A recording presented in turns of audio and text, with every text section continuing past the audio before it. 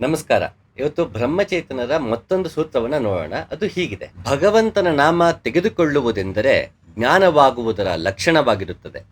ಭಗವಂತನ ಕಡೆಗೆ ಲಕ್ಷ್ಯ ಹತ್ತಿತೆಂದರೆ ಆತ್ಮಜ್ಞಾನವು ತಾನಾಗಿಯೇ ಆಗುತ್ತದೆ. ಬ್ರಹ್ಮಚೇತನರು ಹೇಳ್ತಾರೆ, ಗುರುಮಂತ್ರ ನೀಡಿದಾಗ ಗುರುಮಂತ್ರವನ್ನ ಉಪಾಸನೆ ಮಾಡುವ ರೀತಿಯಲ್ಲಿ ಉಪಾಸನೆ ಮಾಡ್ತಾ ಹೋದಾಗ ನಮ್ಮ ಎಲ್ಲ ಹೊರಗಿನಿಂದ ನಮ್ಮ ಕಣ್ಣೇನು ಹೊರಗಡೆಗೆ ನಡೀತಿರುತ್ತೆ, ಪ್ರಪಂಚದ ಕಡೆಗಿರುತ್ತೆ, ಭಾವನೆಗಳ ಕಡೆಗೆ, ಮನಸ್ಸು ಬುದ್ಧಿ ಅಹಂಕಾರದ ಕಡೆಗಿರುತ್ತೆ, ಅದು ಅಂತರ್ಮುಖಿಯಾಗತ್ತೆ. ಅಂತರ್ಮುಖಿಯಾದಾಗ ನನ್ನ ಚಿತ್ತ ಭಗವಂತನಲ್ಲೇ ನೆಲೆಗೊಳ್ಳುತ್ತೆ. ಯಾವಾಗ ಭಗವಂತನಲ್ಲೇ ನೆಲೆಗೊಳ್ಳುತ್ತೆ ನಾವು ಜ್ಞಾನಮಯವಾಗ್ತೀವಿ. ಹಾಗೆ ಆತ್ಮಜ್ಞಾನ ತಾನಾಗಿ ಉಂಟಾಗುತ್ತೆ. ಭಗವಂತನ ಕಡೆ ಲಕ್ಷ್ಯ ಹತ್ತಿತೆಂದರೆ ಆತ್ಮಜ್ಞಾನವು ತಾನಾಗಿ ಆಗುತ್ತದೆ. ನನ್ನ ಆತ್ಮಜ್ಞಾನ, ನನ್ನ ನಿಜ ಸ್ವರೂಪ ಏನಿದೆ ಅದು ತಾನಾಗೆ ಉಂಟಾಗತ್ತೆ ಭಗವಂತನ ನಾಮಸ್ಮರಣೆಯಿಂದ ಅಂತ ಹೇಳ್ತಾ ಇದ್ದಾರೆ. ಇಲ್ಲಿ ಮೊದಲು ತಾನಾಗಿ ಅನ್ನೋದು ನಾವು ಅರ್ಥ ಮಾಡ್ಕೋಬೇಕು. ಈ ತಾನಾಗಿ ಅಂದರೆ ಏನು?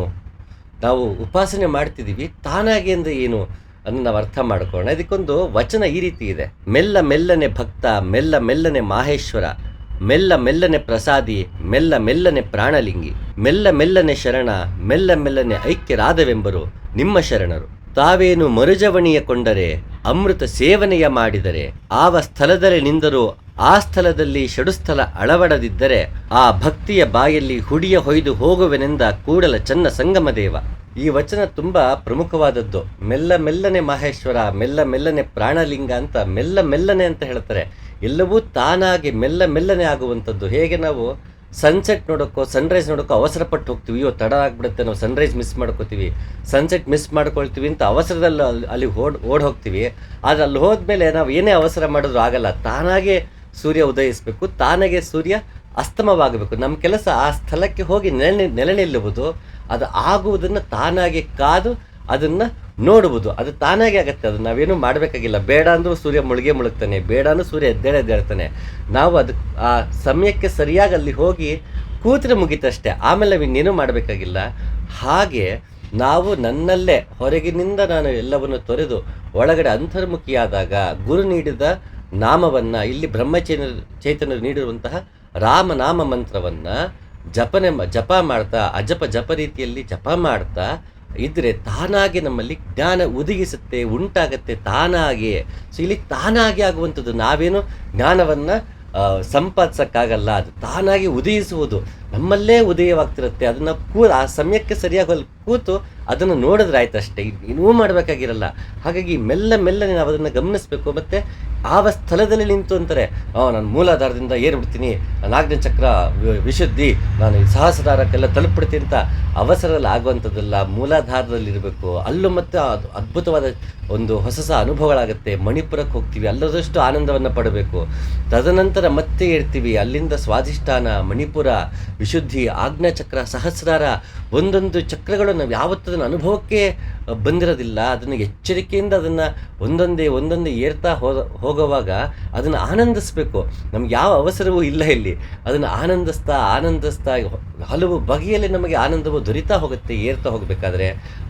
ಕೋಶಗಳ ರೀತಿ ಹೋದಾಗ ನಾವು ಮೊದಲು ಕೂತ್ಕೊಂಡಾಗ ಅನ್ನಮಯ ಕೋಶ, ತದನಂತರ ಪ್ರಾಣಮಯ ಕೋಶ ಅನುಭವಕ್ಕೆ ಬರುತ್ತೆ, ಮನೋಮಯ ಕೋಶ ಅನುಭವಕ್ಕೆ ಬರುತ್ತೆ, ತದನಂತರ ವಿಜ್ಞಾನಮಯ ಕೋಶ ಅನುಭವಕ್ಕೆ ಬರುತ್ತೆ, ಅದಾದ ನಂತರ ಆನಂದಮಯ ಕೋಶ ನಮಗೆ ಅನುಭವಕ್ಕೆ ಬರುತ್ತೆ. ಒಂದೊಂದನ್ನು ಅನುಭವಿಸ್ತಾ ಅದನ್ನು ಸವಿಯನ್ನು ತಗೊಳ್ತಾ ಹೋಗಬೇಕು. ಬರೀ ಡೆಸ್ಟಿನೇಷನ್ ಅಷ್ಟೇ ಅಲ್ಲ, ಇಡೀ ಪ್ರಯಾಣವೇ ಅಷ್ಟು ಸೊಗಸಾಗಿರುತ್ತೆ. ಹಾಗೆ ಮೆಲ್ಲ ಮೆಲ್ಲನೆ ತಾನಾಗೆ ಆಗುವುದಕ್ಕೆ ಬಿಟ್ಟಾಗಲೇ ಚೆಂದ ಹೊರತು ನಾನು ಇವತ್ತೇ ಕೂತು ಈಗಲೇ ಮಾಡಿಬಿಡ್ತೀನಿ, ನಾನು ಜ್ಞಾನವನ್ನು ಸಂಪಾದಿಸ್ತೀನಿ, ಆತ್ಮವನ್ನು ನೋಡ್ತೀನಿ ಅಂದರೆ ಅದು ಸಾಧ್ಯ ಇಲ್ಲ. ನಾನು ನೋಡೋಕ್ಕೂ ಮುಂಚೆ ಅದು ಕಾಣಿಸ್ಕೋಬೇಕು. ದರ್ಶನವಾಗಬೇಕು ಅಂದರೆ ಮೊದಲು ದೃಶ್ಯವಾಗಬೇಕು. ನಮ್ಮ ದೃಶ್ಯವಾಗದೆ ದರ್ಶನ ಹೇಗೆ ಮಾಡೋದು? ಒಂದು ಕಾಣಬೇಕಲ್ಲ, ಒಂದು ಕಾಣದೆ ನಾವು ನೋಡೋದಕ್ಕೆ ಸಾಧ್ಯ ಇಲ್ಲ. ಆ ಯಾವುದು ಕಾಣುತ್ತೋ ಅದು ನಮ್ಮ ಕೈಯಲ್ಲಿಲ್ಲ, ಅದು ತಾನಾಗೇ ಕಾಣುತ್ತೆ. ಆ ಕಂಡಾಗ ನಾವು ಕಣ್ಮುಚ್ಕೊಂಡಿರಬಾರ್ದು, ಅದು ಕಂಡಾಗ ನಾವು ಒಳಗಡೆನ ತೆರೆದು ಅದನ್ನು ನೋಡಬೇಕು. ಹಾಗಾಗಿ ತಾನಾಗೆ ಆಗುವಂಥದ್ದು ಆತ್ಮಜ್ಞಾನವು ತಾನಾಗೇ ಆಗುತ್ತದೆ. ಅದು ನಾವು ಇನ್ನೇನೂ ಮಾಡಬೇಕಾಗಿಲ್ಲ. ಗುರು ನೀಡಿರುವಂತಹ ಗುರುಮಂತ್ರವನ್ನು ಹಿಡಿದು ಅದನ್ನು ಅವನು ಹೇಳದ ರೀತಿಯಲ್ಲಿ ಉಪಾಸನೆ ಮಾಡ್ತಾ ನನ್ನ ಚಿತ್ತವನ್ನು ಸ್ಥಿರವಾಗಿಸಿಕೊಂಡು ಭಗವಂತನಲ್ಲೇ ನೆಲೆ ನಿಂತಾಗ ನಾವು ಜ್ಞಾನವೇ ಆಗುತ್ತೇವೆ. ಆತ್ಮಜ್ಞಾನ ತಾನಾಗೆ ಉಂಟಾಗುತ್ತೆ ಅಂತ ಹೇಳ್ತಾ ಇದ್ದಾರೆ. ಈ ಜ್ಞಾನ ನಾವೇ ಜ್ಞಾನವಾಗುತ್ತೇವೆ ಅರ್ಥ ಏನು? ಜ್ಞಾನವಾಗುವುದರ ಲಕ್ಷಣವಾಗಿರುತ್ತದೆ ಅಂತ ಹೇಳ್ತಾರೆ. ಯಾಕಂದರೆ ಆ ಗುರು ನೀಡಿರುವಂತಹ ಮಂತ್ರ ಏನಿದೆ ಅದು ಜ್ಞಾನವನ್ನು ನೀಡುವಂಥದ್ದಾಗಿದೆ. ಮತ್ತು ಅದು ಪಡಿತಾ ಪಡಿತಾ ನಾವೇ ಜ್ಞಾನವಾಗ್ಬಿಡ್ತೀವಿ.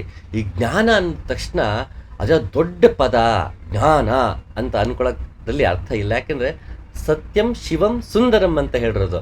ಆ ಸತ್ಯವೇನಿರೋದು ಮಂಗಳಕರವಾಗಿದೆ ಮತ್ತು ಸುಂದರವಾಗಿದೆ. ಆ ಅಂತಹ ಸುಂದರವಾದಂತಹ ಮಂಗಳಕರವಾದಂತಹ ಸತ್ಯವೇನಿದೆ, ಯಾವುದು ಹೇಗಿದೆಯೋ ಹಾಗಿದೆಯೋ ಅದು ಮಂಗಳಕರವಾಗಿದೆ, ಹಾಗೂ ಅದು ಸುಂದರವಾಗಿದೆ. ಅದನ್ನು ಕಂಡುಕೊಳ್ಳುವುದೇ ಜ್ಞಾನವಾಗಿದೆ. ಸೊ ಯಾವುದು ಇದೆಯೋ, ನಾವು ಯಾವುದನ್ನು ಕಂಡುಕೊಳ್ಳೋಕೆ ಹೋಗ್ತೀವಿ ಅದೇ ಸುಂದರವಾಗಿದೆ ಅಂದಾಗ ಜ್ಞಾನವೂ ಅಷ್ಟೇ ಸುಂದರವಾಗಿರಬೇಕು, ಜ್ಞಾನವೂ ಅಷ್ಟೇ ಮಂಗಳಕರವಾಗಿರಬೇಕು. ಆ ಜ್ಞಾನವನ್ನು ಪಡೆದಂಥವನು ಕೂಡ ಅವನು ಅಷ್ಟೇ ಸುಂದರನಾಗಿರ್ತಾನೆ, ಅವನು ಅಷ್ಟೇ ಜ್ಞಾನಮಯನಾಗಿರ್ತಾನೆ, ಅವನು ಅಷ್ಟು ಮಂಗಳಕರಮಯವನಾಗಿರ್ತಾನೆ, ತಾನೇ ಸತ್ಯವೂ ಆಗಿರ್ತಾನೆ. ಈಗಲೂ ಎಲ್ಲರೂ ಸತ್ಯವೇ ಆಗಿದ್ದಾರೆ, ಅರಿವಿರೋದಿಲ್ಲ ಹೊರತು ಪ್ರತಿಯೊಬ್ಬನೂ ಸತ್ಯಂ ಶಿವಂ ಸುಂದರಮ್ಮೇ ಆಗಿದ್ದಾರೆ. ಆ ಸೌಂದರ್ಯವನ್ನು ಕಾಣುವ ಬಗೆ ಗುರು ನಮಗೆ ನೀಡ್ತಾನೆ. ಹಾಗೆ ಅದು ಸೌಂದರ್ಯವೇ ಆದ್ದರಿಂದ ಜ್ಞಾನವನ್ನು ಜ್ಞಾನ ಅಂತ ನೋಡಿದ್ರೆ ಆ ಘನತ್ವದಲ್ಲಿ ನಮಗದು ಸಿಗೋದಲ್ಲ, ಅದು ಮೃದುತ್ವದಲ್ಲಿ ಸಿಗುವಂಥದ್ದು, ಅದು ಹೂವಲ್ಲಿ ಸಿಗುವಂಥದ್ದು, ಕಲ್ಲಲ್ಲಿ ಸಿಗುವಂಥದ್ದಲ್ಲ. ಹಾಗೆ ನಾವು ಅಷ್ಟು ಹಗುರವಾಗ್ತಾ ಹೋಗಬೇಕು. ಅಷ್ಟು ಹಗುರವಾಗ್ತಾ ಹೋಗ್ತಾ ನಮಗದು ಸಿಗುತ್ತೆ. ಯಾವಾಗ ಆ ಹಂತವನ್ನು ತಲುಪ್ತೀವಿ ನಮ್ಮಲ್ಲಿ ಕಾವ್ಯವೇ ಮೂಡುತ್ತೆ, ಕಲೆಯೇ ಮೂಡುತ್ತೆ. ಎಲ್ಲಿ ಸೌಂದರ್ಯವಿರುತ್ತೋ ಅಲ್ಲಿ ಕಲೆ ಇದೆ, ಎಲ್ಲಿ ಸೌಂದರ್ಯ ಇರುತ್ತೋ ಅಲ್ಲಿ ಸಂಗೀತ ಇದೆ, ಎಲ್ಲಿ ಸೌಂದರ್ಯ ಇರುತ್ತೋ ಅಲ್ಲಿ ಪ್ರೇಮ ಇರುತ್ತೆ. ಇಡೀ ಸೃಷ್ಟಿಯೇ ಸುಂದರವಾಗಿದೆ. ಯಾಕೆಂದರೆ ಸೃಷ್ಟಿ ಮಾಡಿದವನೇ ಅಷ್ಟು ಸುಂದರವಾಗಿದ್ದಾನೆ. ಹಾಗಾಗಿ ಇಡೀ ಸೃಷ್ಟಿಯೇ ಸುಂದರವಾಗಿದೆ. ನಾವು ಆ ಸೃಷ್ಟಿಯ ಭಾಗವೇ ಆದ್ದರಿಂದ ನಾವು ಕೂಡ ಸುಂದರವಾಗಿದ್ದೀವಿ. ಹಾಗಾಗಿ ನಾವು ಅಷ್ಟು ಸುಂದರವಾಗಿರುವಾಗ ಭಗವಂತನಷ್ಟೇ ನಮ್ಮಲ್ಲಿ ಯಾಕೆ ಕಲೆ ಇರಲ್ಲ, ನಮ್ಮಲ್ಲಿ ಯಾಕೆ ಪ್ರೇಮ ಇರಲ್ಲ ಅಂತ ನಾವು ಯೋಚನೆ ಮಾಡಬೇಕು. ಅಂತಹ ದೈವಿಕ ಪ್ರೇಮವನ್ನು ಪಡೆಯೋ ಹಂತ ಏನಿದೆ, ಆ ಪಡೆದವರ ಹಂತ ಏನಿದೆ, ಆತ್ಮ ಸಾಕ್ಷಾತ್ಕಾರ ಮಾಡಿಕೊಂಡು ಯಾರು ಕೋಪದ ಮುಖ ಮಾಡ್ಕೊಂಡು ಕೂತಿರಲ್ಲ, ಅವನು ಹಸನ್ಮುಖಿಯಾಗಿರ್ತಾನೆ. ರಮಣ ಮಹರ್ಷಿ ಮುಖ ನೋಡಿ, ಪರಮಹಂಸರ ಮುಖ ನೋಡಿ, ನೀಮ್ ಕರೋಳಿ ಬಾಬಾರ ಮುಖ ನೋಡಿ, ಶಿರಡಿ ಸಾಯಿಬಾಬಾ, ಪುರಂದರದಾಸರು, ಕನಕದಾಸರು ಎಲ್ಲರನ್ನು ಇಷ್ಟು ಚೆನ್ನಾಗಿ ಚಿತ್ರಿಸಿರ್ತಾರೆ ಎಲ್ಲರೂ. ಈಗಿನಂತೂ ನಮ್ಮ ಫೋಟೋಗಳೇ ಸಿಕ್ಬಿಡುತ್ತೆ. ರಮಣ ಮಹರ್ಷಿ, ಪರಮಹಂಸರದೆಲ್ಲ ಇಷ್ಟು ತನ್ಮಯತೆಯಿಂದ ಸತ್ಯಂ ಶಿವಂ ಸುಂದರವಾಗಿರ್ತಾರೆ. ಅಂತಹ ಸೌಂದರ್ಯವನ್ನು ನಾವು ಸವಿತಾ, ಅಂತ ಸೌಂದರ್ಯವನ್ನು ನಾವು ಪಡಿತಾ ಹೋಗಿ ನಾವೇ ಸೌಂದರ್ಯವಾಗಬೇಕು. ಆಗ ತಾನಾಗೆ ನಮ್ಮಲ್ಲಿ ಮಾಮೂಲಿ ಮಾತುಗಳು ಕೂಡ ಅದು ಪೊಯೆಟಿಕ್ ಆಗಿಬಿಡುತ್ತೆ. ಹೇಗೆ ಶಬ್ದಶ್ರುತಿಯಾದಾಗ ಮಾತುಕೃತಿಯಾದೀತು ಅಂತ ಬೇಂದ್ರೆ ಹೇಳಿದ್ರು, ನಮ್ಮಲ್ಲಿ ಆ ನಾದವನ್ನು ಕೇಳಿಸಿಕೊಂಡಾಗ ನಮ್ಮ ಮಾತು ನಾದವಾಗುತ್ತೆ. ನಾವು ಆಡಿದ ಮಾತೆಲ್ಲ ಗೀತೆಯಾಗತ್ತೆ. ಗೀತೆಯನ್ನೇ ಹಾಡಬೇಕು ಅಂತಿಲ್ಲ, ನಾವು ಆಡಿದ ಮಾತೆಲ್ಲವೂ ಗೀತೆಯಾಗ್ಬಿಡುತ್ತೆ. ಆ ಆತ್ಮಜ್ಞಾನವನ್ನು ಕಂಡುಕೊಳ್ಳೋದನ್ನ ಗಂಭೀರವಾಗಿ ಪರಿಗಣಿಸೋಂಥದ್ದಲ್ಲ. ಅದೇನೋ ಶ್ರೇಷ್ಠವಾದದ್ದು, ಮತ್ತೆಲ್ಲ ಕಳಪೆ. ನಾನು ಆತ್ಮಸಾಕ್ಷರ ಪಡ್ಕೊಳ್ತೀನಿ, ನಾನು ಆತ್ಮಜ್ಞಾನಿ, ಅವನು ಆತ್ಮಜ್ಞಾನಿ, ಅವನಂಥದ್ದು ಅನ್ನೋಂಥದ್ದು ಏನೂ ಇಲ್ಲ ಅಂತ ಮಹತ್ತರವಾದಂತಹ ದೊಡ್ಡ ದೊಡ್ಡ ಪದಗಳನ್ನು, ದೊಡ್ಡ ದೊಡ್ಡ ಅರ್ಥಗಳನ್ನು ನಮ್ಮಲ್ಲಿ ಅನುಸಂಧಾನ ಮಾಡಿಕೊಂಡು ಅದು ಯಾವುದೋ ಒಂದು ಗಂಭೀರತರವಾದ ವಿಷಯ ಅಂತ ಅಂದ್ಕೊಳ್ಳೋ ಅವಶ್ಯಕತೆ ಇಲ್ಲ. ಅದಷ್ಟು ಮೃದುವಾದಂಥದ್ದು. ಯಾಕೆ ಇಷ್ಟು ಹೇಳ್ತೀನಿ ಅಂದರೆ, ಅದಂತಹ ಹಂತವನ್ನು ಕಂಡುಕೊಂಡವರೆಲ್ಲ ಕಾವ್ಯವನ್ನೇ ಬರೆದಿದ್ದಾರೆ ನೋಡಿ. ಉಪನಿಷತ್ ಕೂಡ ಒಂದು ದೊಡ್ಡ ಮಹಾಕಾವ್ಯ. ಅದನ್ನು ಶಾಸ್ತ್ರ ಅಂತ ಓದಿದಾಗ ನಮಗೆ ಒಳಾರ್ಥಗಳ ಬಗ್ಗೆ, ಅದರ ಮಹತ್ತರವಾದ ವಿಷಯಗಳ ಬಗ್ಗೆ, ದ್ವೈತಗಳ ಬಗ್ಗೆ, ಅದರಲ್ಲಿ ಇದನ್ನು ಹಾಗೆ ಹೇಳಿದ ಹೀಗೆ ಹೇಳಿದರೆ ಅಂತವು ವಾದ ತರ್ಕಗಳಲ್ಲಿ ಹೋಗ್ತಾ ಅದು ಏನೋ ಘನವಾದದ್ದನ್ನು ಸಾಧಿಸ್ತೀನಿ ಅಂತ ಅಹಂಕಾರದಲ್ಲಿ ಅವರ ಕಡೆಗೆ ಹೋಗ್ಬಿಡ್ತೀವಿ. ಉಪನಿಷತ್ತದ್ದು ಮಹಾಕಾವ್ಯ, ಅದನ್ನು ಕಂಡುಕೊಂಡವನು ಕಾವ್ಯಾತ್ಮಕವಾಗಿ ಹೇಳ್ತಾ ಹೋಗಿದ್ದಾನೆ. ತನ್ನಲ್ಲಿ ಎಲ್ಲರಲ್ಲಿ ತನ್ನನ್ನು ಕಂಡುಕೊಂಡವನಿಗೆ ಯಾವ ರೀತಿ ಜಿಗುಪ್ಸೆ, ಯಾವ ರೀತಿ ದುಃಖ ಅಂತ ಕೇಳೋದು ಕಾವ್ಯ ಅಲ್ಲದೆ ಇನ್ನೇನು. ಈಶಾವಾಸ್ಯಂ ಸರ್ವಂ, ದೇವರು ಎಲ್ಲೆಲ್ಲೂ ಇದ್ದಾನೆ, ಇದೆಲ್ಲವೂ ಅವನದೇ, ನನ್ನದೇನೂ ಇಲ್ಲ, ನನ್ನದ್ರಲ್ಲಿ ನಾನು ತೃಪ್ತಿ ಪಡಬೇಕು ಅನ್ನೋದು ಆ ಹಂತವನ್ನು ತಲುಪಿ ಬರೆದಂತಹ ಕಾವ್ಯವೇ ಆಗಿರುತ್ತೆ. ಆ ಕಾವ್ಯದಲ್ಲಿ ನಾವು ಸತ್ಯವನ್ನು ಕಂಡುಕೊಳ್ಬೇಕು. ಸತ್ಯವನ್ನು ಕಂಡುಕೊಂಡು ಕಾವ್ಯ ರಚನೆ ಆಗಿದೆ. ಆ ಕಾವ್ಯದ ಒಳಗೆ ನಾವು ಮತ್ತೆ ಸತ್ಯವನ್ನೇ ಕಂಡುಕೋಬೇಕು. ಕಾವ್ಯದ ಹೊರತಾಗಿ ಸತ್ಯವಿಲ್ಲ, ಸತ್ಯದ ಹೊರತಾಗಿ ಕಾವ್ಯವಿಲ್ಲ. ಹಾಗಾಗಿ ಸತ್ಯಂ ಶಿವಂ ಸುಂದರಂ. ಯಾಕೆ ಇಷ್ಟು ಹೇಳ್ತೀನಿ ಅಂದರೆ, ಕಬೀರ್ ದಾಸರಾಗಲಿ, ಅಕ್ಕ ಮಹಾದೇವಿ ಆಗಲಿ, ಹಲವಾರು ವಚನಕಾರರು ಇದೆಲ್ಲ ಎಷ್ಟು ಕಾವ್ಯಾತ್ಮಕವಾಗಿ ಅದನ್ನು ವರ್ಣಿಸಿದ್ರು. ಅವರಲ್ಲಿ ಕಾವ್ಯಶಕ್ತಿ ಇತ್ತು ಅನ್ನೋದು ಒಂದಾದರೆ, ಆ ಅಭಿವ್ಯಕ್ತಿತ್ವ ನಮಗೇ ಗೊತ್ತಿಲ್ಲದೆ ಕಾವ್ಯಾತ್ಮಕವಾಗಿರುತ್ತೆ. ಹಾಗಾಗಿ ಈ ರೀತಿ ಕಾವ್ಯಾತ್ಮಕವಾಗಿ ಅನುಭವ ಸ್ಥಿತಿಯನ್ನು ಹಂಚಿಕೊಂಡವರ ಸಾಲಗಳನ್ನು ಇವಾಗ ನೋಡೋಣ.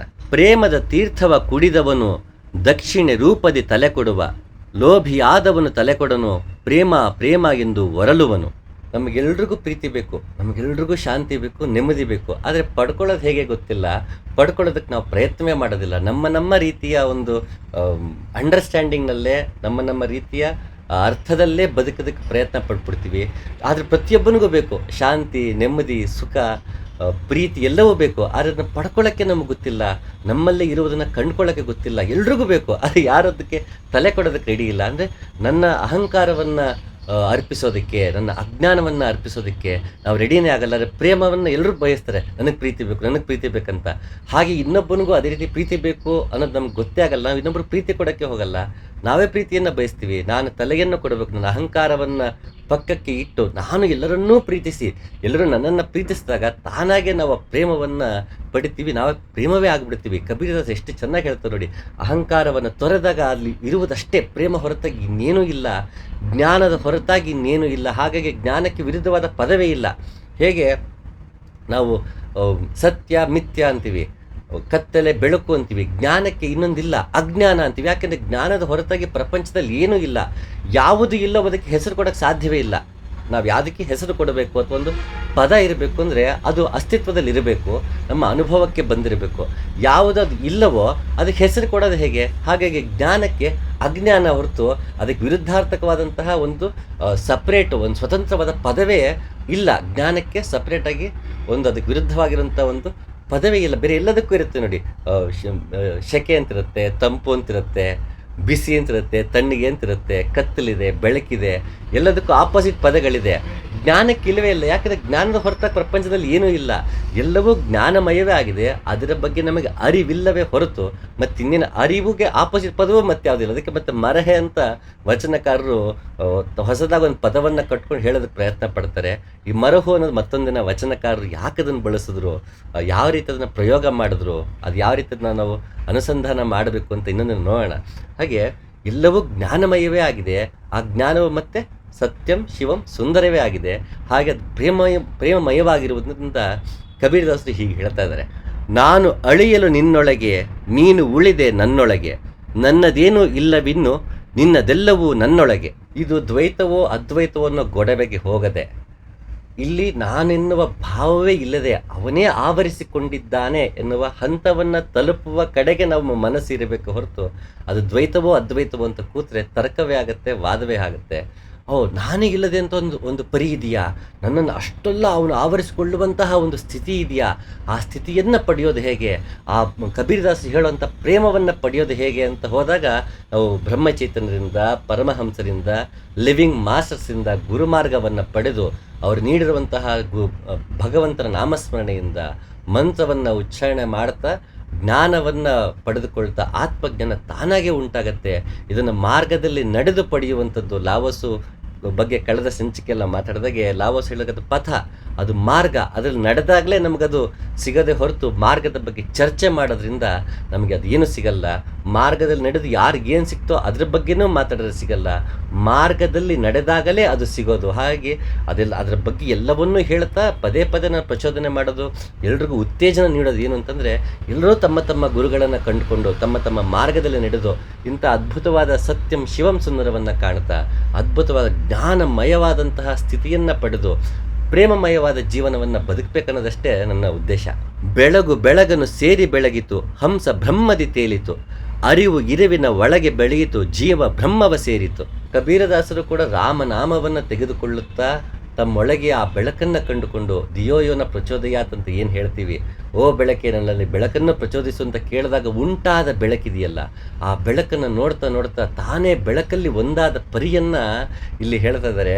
ಆತ್ಮಜ್ಞಾನ ತಾನಾಗೆ ಉಂಟಾಗತ್ತೆ ಅಂತ ಏನು ಬ್ರಹ್ಮಚೈತನ್ಯರು ಹೇಳಿದ್ರು, ಆ ಆತ್ಮಜ್ಞಾನ ಉಂಟಾದಾಗ ಆಗುವಂತಹ ಸ್ಥಿತಿ ಏನಿದೆ ಅದನ್ನು ಇಷ್ಟು ಕಾವ್ಯಾತ್ಮಕವಾಗಿ ಕಬೀರದಾಸರು ಕಟ್ಕೊಟ್ರು ಅಂದರೆ, ಯಾಕಂದ್ರೆ ಸತ್ಯಂ ಶಿವಂ ಸುಂದರಂ ಅದಷ್ಟು ಸುಂದರವಾಗಿದೆ.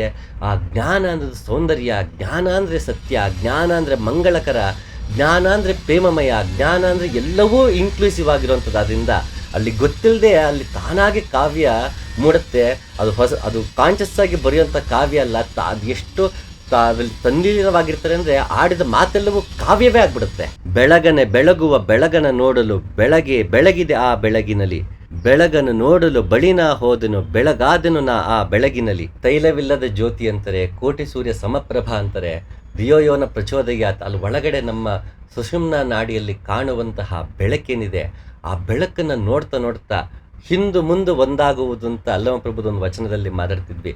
ಹಿ ಮುಂದು ಅಂದರೆ ಮುಂದೆ ಕಾಣುತ್ತಿರುವಂತಹ ಬೆಳಕು, ಹಿಂದೆ ಅಂದರೆ ಆ ನೋಡುತ್ತಿರುವವನು.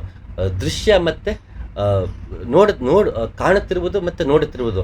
ಆ ಕಾಣುತ್ತಿರುವುದು ಎಷ್ಟು ಸೊಗಸಾಗಿದೆ, ಸತ್ಯಂ ಶಿವಂ ಸುಂದರವಾಗಿದೆ ಅಂದರೆ, ನೋಡುಗನು ಆ ತನ್ನ ತನ್ನ ತಲೆಯನ್ನು ಪಕ್ಕಕ್ಕೆ ಇಟ್ಟಿರುವುದರಿಂದ, ಕಬೀರದಾಸರು ಹೇಳಿದಾಗೆ ಆ ನಾನು ಎನ್ನುವುದು ಹೋದ ಸ್ಥಿತಿಯಲ್ಲೇ ಆ ಬೆಳಕು ಕಾಣೋದ್ರಿಂದ, ಆ ಬೆಳಕು ಕಾಣ್ತಾ ಕಾಣ್ತಾ ಕಾಣ್ತಾ ಬೆಳಕಲ್ಲೇ ತನ್ಮಯನಾಗಿ ನಾನು ನೋಡುತ್ತಿದ್ದೇನೆ ಅನ್ನೋ ಭಾವವೂ ಹೋಗಿ ಬರೀ ನೋಟವಷ್ಟೇ ಉಳಿದಿರುವಂತಹ ಸ್ಥಿತಿ ಏನಿದೆ, ಅಲ್ಲಿ ನೋಡುಗನೂ ಇಲ್ಲದೆ ಇರುವಂತಹ ಒಂದು ಅದ್ಭುತವಾದ ಸ್ಥಿತಿ. ಅದನ್ನು ಎಷ್ಟು ಚೆನ್ನಾಗಿ ಸೊಗಸಾಗಿ ನಮಗೆ ಕಬೀರದಾಸರು ಹೇಳ್ತಾ ಇದ್ದಾರೆ. ಅದು ಬೆಳಕಂದ್ರೆ ಏನು, ಪಡ್ಕೊಳ್ಳೋದೆಲ್ಲವೂ ಒಂದು ಮಾರ್ಗವೇ. ಆದರೆ ಆ ಕಾಣುವಂತಹ ಪರಿ ಇದೆಯಲ್ಲ, ಅದು ತುಂಬ ಮೃದುವಾಗಿ, ತುಂಬ ಪ್ರೇಮಮಯವಾಗಿ, ತುಂಬ ಕಾವ್ಯಾತ್ಮಕವಾಗಿ, ಸತ್ಯಂ ಶಿವಂ ಸುಂದರವಾಗಿ ಇದೆ. ಅದನ್ನು ಅದು ಅದು ಅದು ಆ ಅನುಭವದಲ್ಲೇ ಅದನ್ನು ಸವಿಯೋದಕ್ಕೆ ಚಂದ. ಅದು ಯೋಗಿಯಾಗುತ್ತಲೇ ಜ್ಯೋತಿಯ ಕಂಡನು, ಹೋಯಿತು ದ್ವೈತ ಭಾವ, ಜ್ಯೋತಿ ಪರಂಜ್ಯೋತಿಯ ಸೇರಲು ಬ್ರಹ್ಮವಾಯಿತು ಈ ಜೀವ. ಕಬೀರದಾಸರು ಯೋಗ ಮಾರ್ಗದಲ್ಲಿ ನಡೆದು ತಮ್ಮಲ್ಲೇ ಬೆಳಕನ್ನು ಕಂಡುಕೊಂಡು ಯೋಗಿಯಾಗುತ್ತಲೇ ಜ್ಯೋತಿಯ ಕಂಡನು, ಹೋಯಿತು ದ್ವೈತ ಭಾವ. ಯಾಕಂದ್ರೆ ಅಲ್ಲಿ ನಾಗಲೇ ಹೇಳಿದಾಗೆ ಅಲ್ಲಿ ಕಾಣ್ತಾ ಇದೆ, ದೃಶ್ಯವಷ್ಟೇ ಇದೆ, ನೋಡುಗ ಎನ್ನುವ ಭಾವವೂ ಕಳಚಿಕೊಂಡಿದೆ. ಜ್ಯೋತಿ ಪರಂಜ್ಯೋತಿಯ ಸೇರಲು, ಈ ಜ್ಯೋತಿ ಏನಿದೆ ಆತ್ಮ ಜ್ಯೋತಿ ಸ್ವರೂಪವೇ ಆಗಿದೆ. ಆ ಪರಂಜ್ಯೋತಿ ಅಂದರೆ ಇದಕ್ಕಿಂತ ವಿಭಿನ್ನವಾದದ್ದು. ಪರಮ ಅಂದರೆ ಅಲ್ಟಿಮೇಟ್ ಅಂತ ಅಲ್ಲ, ಪರಮ ಅಂದರೆ ಇದಕ್ಕಿಂತ ವಿಭಿನ್ನವಾದಂಥದ್ದು, ಅಥವಾ ಇದರ ಮೂಲ ಅಂತಲೂ ಅನ್ಬೋದು. ಪರಮ ಅಂದರೆ ಮೂಲ ಅಂತಲೂ ಹೌದು, ಇಲ್ಲದಕ್ಕಿಂತ ವಿಭಿನ್ನ ಅಂತಲೂ ಹೌದು ಹೊರತು ಅದು ಅಲ್ಟಿಮೇಟ್ ಅಂತಲ್ಲ, ಸುಪ್ರೀಂ ಅಂತಲ್ಲ. ಇಂಗ್ಲೀಷ್ನ ಅರ್ಥದಲ್ಲಿ ನಾವು ಪರಮ ಅಂದರೆ ಪರಮವಾದದ್ದು ಅಂತ ಮಾಡ್ಕೊಂಡಿದ್ದೀವಿ. ನಮ್ಮ ಎಲ್ಲರಿಗಿಂತಲೂ ಬೇರೆಯಾದದ್ದು, ನಮ್ಮ ಗ್ರಹಿಕೆಗಿಂತಲೂ ಬೇರೆಯಾದದ್ದು ಅನ್ನೋ ಅರ್ಥ ಪರಮ ಅಂತ. ಸೊ ಜ್ಯೋತಿ, ನಾನು ಜ್ಯೋತಿ ಸ್ವರೂಪನಾಗಿದ್ದೇನೆ, ಪ್ರಕಾಶಮಯನಾಗಿದ್ದೇನೆ. ಅವನು ಆ ಪ್ರಕಾಶದಿಂದಲೇ ನಾನು ಬಂದಿರುವುದರಿಂದ, ಅದು ನನಗಿಂತಲೂ ಆಗಿರುವುದರಿಂದ ಅದು ಪರಂಜ್ಯೋತಿಯಾಗಿದೆ. ಆ ಪರಂಜ್ಯೋತಿಯನ್ನು ನಾನು ಕಂಡಾಗ ನಾನೆನ್ನುವ ನನ್ನ ನಿಜ ಸ್ವರೂಪವಾದ ಜ್ಯೋತಿ ಏನಿದೆ, ಆ ಜ್ಯೋತಿ ಅದರಲ್ಲಿ ಸೇರಿದಾಗ, ಎರಡು ಬೆಳಕು ಒಂದಾದಾಗ ಅಲ್ಲಿ ಅದೇ ಆವರಿಸಿಕೊಂಡಿದೆ. ನಾನು ಜ್ಯೋತಿ ಎನ್ನುವ ಭಾವವೂ ಕಳಚಿಕೊಂಡು ಈ ಜ್ಯೋತಿ ಆ ಜೊತೆ ಸೇರಿದೆನ್ನುವ ಅದ್ವೈತ ಹೊರತು ಇಲ್ಲಿ ದ್ವೈತದ ಆತ್ಮವು ಪರಮಾತ್ಮವ ಅಂತ ಆಡುವ ದ್ವೈತದ ಒಂದು ಕಿತ್ತಾಟ ಏನಿದೆ ಆ ಕಾಂಟೆಕ್ಸ್ಟಲ್ಲಿ ಅಲ್ಲವೇ ಅಲ್ಲ. ಅದು ಶಾಸ್ತ್ರಕಾರರು ಕಿತ್ತಾಡೋಂಥ ಕಿತ್ತಾಟ. ಇದು ಅನುಭವದಲ್ಲಿ ಆಗುವಂತಹ ಪರಿಸ್ಥಿತಿ. ನಾನು ಬೆಳಕೆ ಆಗಿದ್ದೇನೆ, ನನ್ನ ಎದುರಿಗಿರುವುದು ಬೆಳಕೆ ಆಗಿದೆ, ನಾನು ಬೆಳಕು ಎನ್ನುವ ಭಾವವೂ ನನಗೆ ಹೋಗಿದೆ. ಹಾಗಾಗಿ ಎದುರು ಕಾಣುವ ಬೆಳಕಷ್ಟೇ ನನಗೆ ಮುಖ್ಯವಾಗಿದೆ. ಅದಷ್ಟು ಹೊರತು ಇನ್ನೇನೂ ಇಲ್ಲದಂತಹ ಪರಿಯಲ್ಲಿ ಇರುವುದು ಅದ್ವೈತ ಹೊರತು ಆತ್ಮ ಪರಮಾತ್ಮವೋ ಅಲ್ಲವೋ ಅಂತ ಕಿಟ್ಟದು ಶಾಸ್ತ್ರವೇ ಹೊರತು ಅದು ಅನುಭವಕ್ಕೆ ಸಂಬಂಧವೇ ಪಟ್ಟಿಲ್ಲ. ಆ ತರ್ಕದಿಂದ ನಮಗೇನೂ ಪ್ರಯೋಜನವಾಗಲ್ಲ. ಆ ಪರಂಜ್ಯೋತಿ ನಮ್ಮೊಳಗೆ ಯೋಗ ಮಾರ್ಗದಲ್ಲಿ ಕಂಡುಕೊಂಡು ಆ ಪರಂಜ್ಯೋತಿ ಒಳಗೆ ನಾವು ಲೀನವಾಗುವುದು, ಅಂದರೆ ಅದಷ್ಟೇ ಇದೆ. ನೋಡುಗನೂ ಇಲ್ಲದೆ ಇರುವಂತಹ ಪರಿಯನ್ನು ತಲುಪುವುದೇ ಹೊರತು ಅಲ್ಲಿ ಆತ್ಮ ಬೇರೆನಾ ಪರಮಾತ್ಮ ಬೇರೆನಾ, ಆತ್ಮ ಪರಮಾತ್ಮ ಒಂದ ಇಲ್ವೊಂದು ಚರ್ಚೆ ಮಾಡುವಂಥದ್ದಲ್ಲ.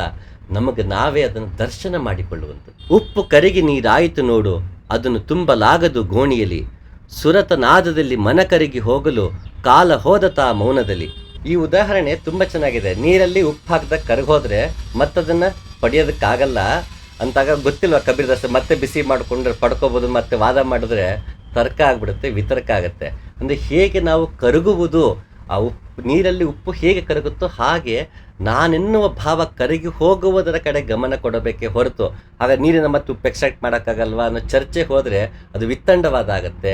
ನಮಗೆ ಕರಗುವುದು ಗೊತ್ತಾ, ನಾವು ಕರಗ್ತಿದೀವ, ನೀರಲ್ಲಿ ಉಪ್ಪಿನಂತೆ ಕರಗುವ ಸ್ಥಿತಿಯನ್ನು ತಲುಪುವುದು ಹೇಗೆ ಅಂತ ನಾವು ಚರ್ಚೆ ಮಾಡಿದೆ. ನೀರಲ್ಲಿ ಉಪ್ಪು ಕರಗಿದ್ರೆ ಅದು ಮತ್ತೆ ಬೇರ್ಪಡ್ಸೋಕ್ಕಾಗಲ್ವಾ, ಆಗುತ್ತಲ್ಲ, ಹೀಗೆ ಮಾಡ್ಬೋದು ಆಗ ಮಾಡ್ಬೋದು. ನೀರಲ್ಲಿ ಉಪ್ಪು ಕರಗಿಸಿದ್ರೆ ಆಗಂತ ರುಚಿ ಇಲ್ಲದೆ ಇರುತ್ತಾ, ನೀರು ಕುಡಿದಾಗ ಅದು ಮಾಮೂಲಿ ಸಿಹಿಯಾಗಿದ್ದ ನೀರು ಉಪ್ಪು ಹಾಕಿದ ತಕ್ಷಣ ಕರಗಿತ್ತು, ಅದು ಕುಡಿದಾಗ ಅದು ಉಪ್ಪಾಯಿತು, ಆದರೂ ಕೂಡ ಉಪ್ಪಿದೆ ನೋಡಿ ಅಂತಂದರೆ ಅವನು ದಡ್ಡ ಆಗ್ತಾನೆ, ಬುದ್ಧಿವಂತ ಆಗೋದಿಲ್ಲ. ಯಾಕೆಂದರೆ ಕರಗುವ ಬಗೆ ಹೇಗೆ ಅಂತ ಕೇಳಬೇಕಾಗತ್ತೆ. ನಿಜವಾದ ಜಿಜ್ಞಾಸು ನೀರಿನಲ್ಲಿ ಉಪ್ಪು ಕರಗಿದ ಹಾಗೆ ನಾ ಕರಗಿದೆ ಅಂತ ಒಬ್ಬ ಜ್ಞಾನಿ ಹೇಳಿದಾಗ, ಹೌದಾ ಆ ರೀತಿ ಕರಗೋದು ಹೇಗೆ, ನಾನು ಉಪ್ಪಾಗಿದ್ದೇನೆ ಅಂತ ನಾನು ಅರ್ಥಕೊಂಡು ಆ ನೀರಲ್ಲಿ ಕರಗುವುದು ಹೇಗೆ ಅಂತ ಕೇಳುವವನು ಜಿಜ್ಞಾಸು ಆಗ್ತಾನೆ. ನೀರಲ್ಲಿ ಉಪ್ಪು ಕರಗೋದ್ರ ಬಗ್ಗೆ ತರ್ಕ ಮಾಡೋನು ಪಂಡಿತ ಆಗ್ತಾನೆ.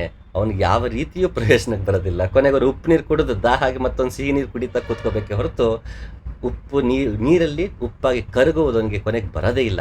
ಯಾಕೆ ಇದನ್ನು ಹೇಳ್ತಿದ್ರೆ, ಪಾಂಡಿತ್ಯವನ್ನೆಲ್ಲ ಪಕ್ಕಕ್ಕಿಟ್ಟು ನಾವು ಇದನ್ನು ಊಹಾಪೋಹಗಳನ್ನೆಲ್ಲ ಪಕ್ಕಕ್ಕಿಟ್ಟು ಪಡೆಯುವುದು ಹೇಗೆ, ಆ ಭಗವಂತನ ಪಡೆಯೋದು ಹೇಗೆ? ಸತ್ಯಂ ಶಿವಂ ಸುಂದರಂ ಅಂದ ತಕ್ಷಣ ಹೌದಾ, ಆ ಸೌಂದರ್ಯವನ್ನು ಕಾಣೋದು ಹೇಗೆ? ಆ ಮಂಗಳಮಯವಾದದ್ದನ್ನು ಅನುಭವಿಸೋದು ಹೇಗೆ? ಸತ್ಯವನ್ನು ಕಂಡುಕೊಳ್ಳುವುದು ಹೇಗೆ ಅನ್ನೋ ಪ್ರಶ್ನೆ ಮಾಡಿದವನು ಜಿಜ್ಞಾಸು ಆಗ್ತಾನೆ. ಅಂತಹ ಹಂತವನ್ನು ಎಲ್ಲರೂ ಪಡಿಬೇಕು, ಎಲ್ಲರೂ ಅಂತಹ ಪ್ರಯತ್ನವನ್ನು ಮಾಡಬೇಕು ಅನ್ನೋದಕ್ಕೋಸ್ಕರನೇ ಇವತ್ತಿಷ್ಟು ಪ್ರಯತ್ನ ಪಡ್ತಿದ್ದೀನಿ ಮಾತಾಡೋದಕ್ಕೆ ಹೊರತು ಇನ್ನೇನು ಅಲ್ಲ. ನಿಶ್ಚಲ ಜ್ಞಾನವ ಕೊಟ್ಟಿಹ ಶ್ರೀಗುರು, ಸಮದೃಷ್ಟಿಯನೂ ಕೊಟ್ಟಿಹನು, ಕಾಂಬುದೆಲ್ಲವೂ ಒಂದೇ ಈಗ, ಎರಡೆಂಬುದನವನೇ ಕುಟ್ಟಿಹನು. ಗುರು ನೀಡಿದಂತಹ ಗುರುಮಂತ್ರ ಮತ್ತು ಮಾರ್ಗ ಅದರಲ್ಲಿ ನಡೆದು ಅವನದರಲ್ಲಿ ನಾನು ಎನ್ನುವ ಭಾವನ ಕುಟ್ಟಿ ಬಿಸಾಕಿದ್ದಾನೆ. ಹಾಗಾದ್ರೆ ಇನ್ನೇನು ಉಳಿದಿಲ್ಲ, ಅಲ್ಲಿ ಒಂದೇ ಆಗಿದೆ. ಅಂದರೆ ಯಾವುದನ್ನು ನೋಡ್ತಿದ್ದೇನೋ ಅದೇ ಆಗಿದೆ, ಅದು ಹೊರತು ಇನ್ನೇನೂ ಇಲ್ಲ ಅನ್ನೋ ಭಾವವನ್ನು ಗುರು ನೀಡಿದಂತಹ ಗುರುಮಂತ್ರ, ಗುರು ನೀಡಿದಂತಹ ಮಾರ್ಗದಲ್ಲಿ ನಡೆದದನ್ನು ಪಡೆದೆ ಅಂತ ಇಲ್ಲಿ ಕಬೀರ್ ದಾಸರು ಹೇಳ್ತಾ ಇದ್ದಾರೆ. ಸಹಜ ನಾದವು ಸತತವು ನುಡಿದಿದೆ ಕಬೀರ ದಾಸನ ಘಟದಲ್ಲಿ, ಮಿಲನವಾಗಿದೆ ಆತ್ಮವು ಸುರತದಿ, ಬಾಯಿಯ ಹಾಜರಿ ಬೇಡಿಲ್ಲಿ. ಈ ದೋಹೆನ ಬೇಕಂತನೇ ಆಯ್ಕೆ ಮಾಡಿಕೊಂಡೆ. ಸಹಜನಾದವು ಅಂತ ಕಬೀರ್ ದಾಸರು ಹೇಳ್ತಾರೆ. ಅಂದರೆ ಅಲ್ಲಿ ತಾನಾಗೆ ಅಂತ, ಹೇಗೆ ಆತ್ಮಜ್ಞಾನವು ತಾನಾಗೆ ಉಂಟಾಗುತ್ತದೆ ಅಂತಂದ್ರು, ಆ ತಾನಾಗೆ ಆಗಬೇಕು ಅಂದರೆ ಸಹಜನಾದವನ್ನು ಕೇಳಬೇಕು. ನಾದ ಅಂದರೆ ಓಂಕಾರ. ನಾವು ಹೊರಗಿಂದ ಬಾಯಲ್ಲಿ ಓಂಕಾರ ಹೇಳೋದು, ಮೂಗಿನಿಂದ ಓಂಕಾರ ಹೇಳೋದು. ಓಂಕಾರದ ಗಾಯತ್ರಿ ಮಂತ್ರದ ಸಂಚಿಕೆಯಲ್ಲೇ ಮಾತಾಡ್ತಿದ್ವಿ. ಹೊರಗಿನಿಂದ ಓಂಕಾರ ಹೇಳ್ತೀವಿ, ಮೂಗಿನಿಂದ ಹೇಳ್ತೀವಿ, ಮನಸ್ಸಲ್ಲಿ ಹೇಳ್ಕೊತೀವಿ. ತದನಂತರ ನಮ್ಮಲ್ಲೇ ಸದಾ ನುಡಿಯುತ್ತಿರುವ ನಾದ ಏನಿದೆ ಅದು ಪ್ರಣವವಾದ್ದರಿಂದ, ಅದು ಕಂಪನವಾದ್ದರಿಂದ, ಅದು ಸದಾ ಸೃಷ್ಟಿಯಲ್ಲೇ ಇರುವುದರಿಂದ, ಅದು ಸದಾ ಸೃಷ್ಟಿಯಲ್ಲಿ ನುಡಿಯುತ್ತಲೇ ಇರುವುದರಿಂದ. ಕುಕ್ಕು ಎನ್ನುತ್ತಿದೆ ಬೆಳವ ಅಂತ ಶರೀಫಜ್ಜ ಅದಕ್ಕೆ ಹೇಳಿದ್ದು. ಅದು ಸದಾ ಕುಕ್ಕು ಎಂತನೇ ಇದೆ, ಅದು ಸದ್ದು ಮಾಡ್ತಾನೇ ಇದೆ, ಅದು ನಮ್ಗೆ ಕೇಳಿಸ್ಕೊತಿಲ್ಲ. ನಾವು ಯಾವ ಗುರು ನೀಡಿದ ಮಾರ್ಗದಲ್ಲಿ ನಡೀತಾ ಒಳಗಿನಿದ್ದು ಚಿತ್ತವೃತ್ತಿ ಇಂದ ನಾವು ದೂರವಾಗಿ ನಿಶ್ಶಬ್ದ ಮೂಡಿ ಅದರಲ್ಲಿ ಮೌನ ಮೂಡಿದಾಗ, ನಮ್ಮಲ್ಲಿ ಮೌನ ಆವರಿಸಿಕೊಂಡಾಗ ತಾನಾಗಿ ನಾದ ನಮ್ಮಲ್ಲಿ ಕೇಳಿಸೋದಕ್ಕೆ ಶುರುವಾಗುತ್ತೆ. ಅದು ಸಹಜ ನಾದ, ಅದು ತಾನಾಗಿ ನುಡಿತದನ್ನು ಮತ್ತೆ ನಾವು ನುಡಿಸೋ ಅವಶ್ಯಕತೆ ಇಲ್ಲ. ಅದನ್ನು ದಕ್ಕಿಸಿಕೊಳ್ಳುವ ದಾರಿಯಲ್ಲಿ ಓಂಕಾರವನ್ನು ನುಡಿಸ್ತೀವಿ. ಆಮೇಲೆ ಯಾವಾಗ ದಕ್ಕೋದಕ್ಕೆ ಶುರುವಾಗುತ್ತೆ, ಮೌನ ಆವರಿಸ್ಕೊಳ್ಳುತ್ತೆ, ಆಮೇಲೆ ನಾವು ನುಡಿಸೋ ಅವಶ್ಯಕತೆ ಇಲ್ಲ. ಯಾಕೆಂದರೆ ತಾನಾಗಿ ಯಾವಾಗಲೂ ನುಡಿತಾನೆ ಇದೆ, ಅದನ್ನು ಕೇಳಿಸ್ಕೊಂಡ್ರೆ ಸಾಕು. ಅದು ಎಲ್ಲಿ ನುಡಿತಿದೆ? ನಮ್ಮಲ್ಲೇ ನುಡಿತದೆ, ಪ್ರಣವಾಗಿದೆ. ಪ್ರತಿಯೊಂದು ಪ್ರಾಣಿಯಲ್ಲೂ ಇದೆ ಅದು, ಪ್ರತಿಯೊಂದು ಪ್ರಾಣಿಯಲ್ಲೂ ಇರುವುದರಿಂದ ಅದು ಪ್ರಣವ. ಪ್ರತಿಯೊಂದು ಪ್ರಾಣಿ ಯಾರು ಅಂದರೆ ಯಾವುದರಲ್ಲಿ ಪ್ರಾಣ ಇದೆಯೋ ಅದು ಪ್ರಾಣಿ, ಯಾವ ಪ್ರಾಣದಲ್ಲಿ ನುಡಿಯುತ್ತಿದ್ದು ಪ್ರಣವ. ಎಷ್ಟು ಚೆನ್ನಾಗಿ ಸಂಸ್ಕೃತದಲ್ಲಿ ಒಂದೊಂದಕ್ಕೂ ಪದ ಕಟ್ಕೊಟ್ಟಿದೆ ನೋಡಿ, ಪ್ರಾಣಿ, ಪ್ರಣವ ಮತ್ತು ಪ್ರಾಣ. ಸೊ ಇದರಲ್ಲಿ ಪ್ರಾಣ ಇದೆ, ಹಾಗಾಗಿ ನಾನು ಪ್ರಾಣಿ. ಪ್ರಾಣದಲ್ಲಿ ಯಾವುದಿದೆಯೋ ಅದು ಪ್ರಣವ, ಹಾಗಾಗಿ ನಾನು ಪ್ರಾಣಿ. ನನ್ನಲ್ಲಿ ಪ್ರಾಣ ಇದೆ, ನನ್ನಲ್ಲೇ ಪ್ರಣವವೂ ಇದೆ, ನನ್ನಲ್ಲೇ ಓಂಕಾರ ಇದೆ. ಅದನ್ನು ಕೇಳಿಸ್ಕೊಳ್ತಾ ಹೋಗಬೇಕು. ಮೂರು ಮೂಲೆಯ ಕಲ್ಲು ಅದರಲ್ಲಿ ಜಾರುತ್ತಿರುವ ಕಲ್ಲು ಅಂತ ಗುಡಿಯ ನೋಡಿರಣ್ಣ ಶರೀಫಜ್ಜನ್ನ ತತ್ವಪದ ಮಾತಾಡ್ಬೇಕಾದ್ರೆ ಹೇಳ್ತಿದ್ದೆ.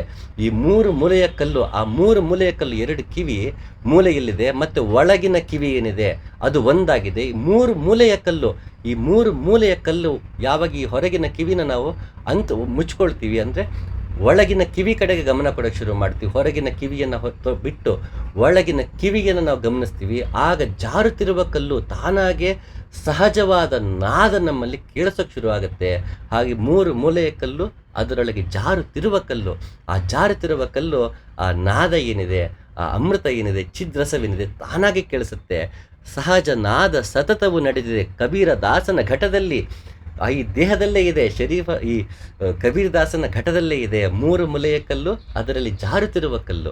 ಮಿಲನವಾಗಿದೆ ಆತ್ಮವು ಸುರತದಿ, ಬಾಯಿಯ ಹಾಜರಿ ಬೇಡಿಲ್ಲಿ. ಯಾಕೆ ಬಾಯಿಯ ಹಾಜರಿ ಬೇಡ ಅಂದರೆ ಸಹಜ ನಾದ ತಾನಾಗಿ ನುಡಿತಿದೆ, ಇನ್ನು ಓಂಕಾರವನ್ನು ನುಡಿಸೋ ಅವಶ್ಯಕತೆ ಇಲ್ಲ. ಒಳಗಿನ ನಾದ ಹಲವಾರಿದೆ, ಸದ್ಯಕ್ಕೆ ಬರೀ ಓಂಕಾರ ಅಂತ ಹೇಳ್ತಿದ್ದೀನಿ. ನಮ್ಮ ದೇಹದಲ್ಲಿ ಹಲವಾರು ರೀತಿಯ ನಾದಗಳಿದೆ. ಒಂದೊಂದು ಭಾಗದಿಂದಲೂ ಅಂಗದಿಂದಲೂ ಒಂದೊಂದು ರೀತಿಯ ವಿಶೇಷವಾದ ಬೀಜಾಕ್ಷರಗಳು ನಮ್ಮಲ್ಲಿ ಕೇಳಿಸುತ್ತೆ. ಸಮಯ ಬಂದಾಗ ಅದ್ರ ಬಗ್ಗೆ ಮಾತಾಡ್ತೀನಿ. ಅದು ನಾವು ತಿಳ್ಕೊಂಡ್ರೂ ಕೂಡ ಅದೊಂದು ಪರಿಚಯ ಹೊರತು ಸದ್ದನ್ನು ಕೇಳಿಸ್ಕೊಳ್ಳೋದು ಹೇಗೆ ಅಂತ ಗುರುವಿನಿಂದನೇ ಆ ಮಾರ್ಗವನ್ನು ಕಲಿತು ನನ್ನಲ್ಲೇ ಪ್ರತಿಯೊಂದು ಅಂಗದಲ್ಲೂ ಹೊರಹೊಮ್ಮುತ್ತಿರುವ ಬೀಜಾಕ್ಷರಗಳನ್ನು ಕೇಳಿಸ್ಕೊಳ್ಳೋದೇ ನಿಜವಾದ ಆನಂದ. ಅದರ ಬಗ್ಗೆ ಪರಿಚಯವಷ್ಟೇ ನಾನು ಮಾಡಿಕೊಡ್ಬೋದು ಹೊರತು ಅದನ್ನು ತಾವಾಗಿ ಕೇಳಿದಾಗ ಸಿಗೋ ಆನಂದ, ಅದರ ಬಗ್ಗೆ ಪರಿಚಯದಲ್ಲಿ ಇಡೀ 10 ದಿನ ಅದ್ರ ಬಗ್ಗೆ ಮಾತಾಡಿದ್ರು ಆ ಆನಂದದ 0.5% ಕೂಡ 0.1% ಆನಂದ ಕೂಡ ನಮಗೆ ಸಿಗೋದಿಲ್ಲ.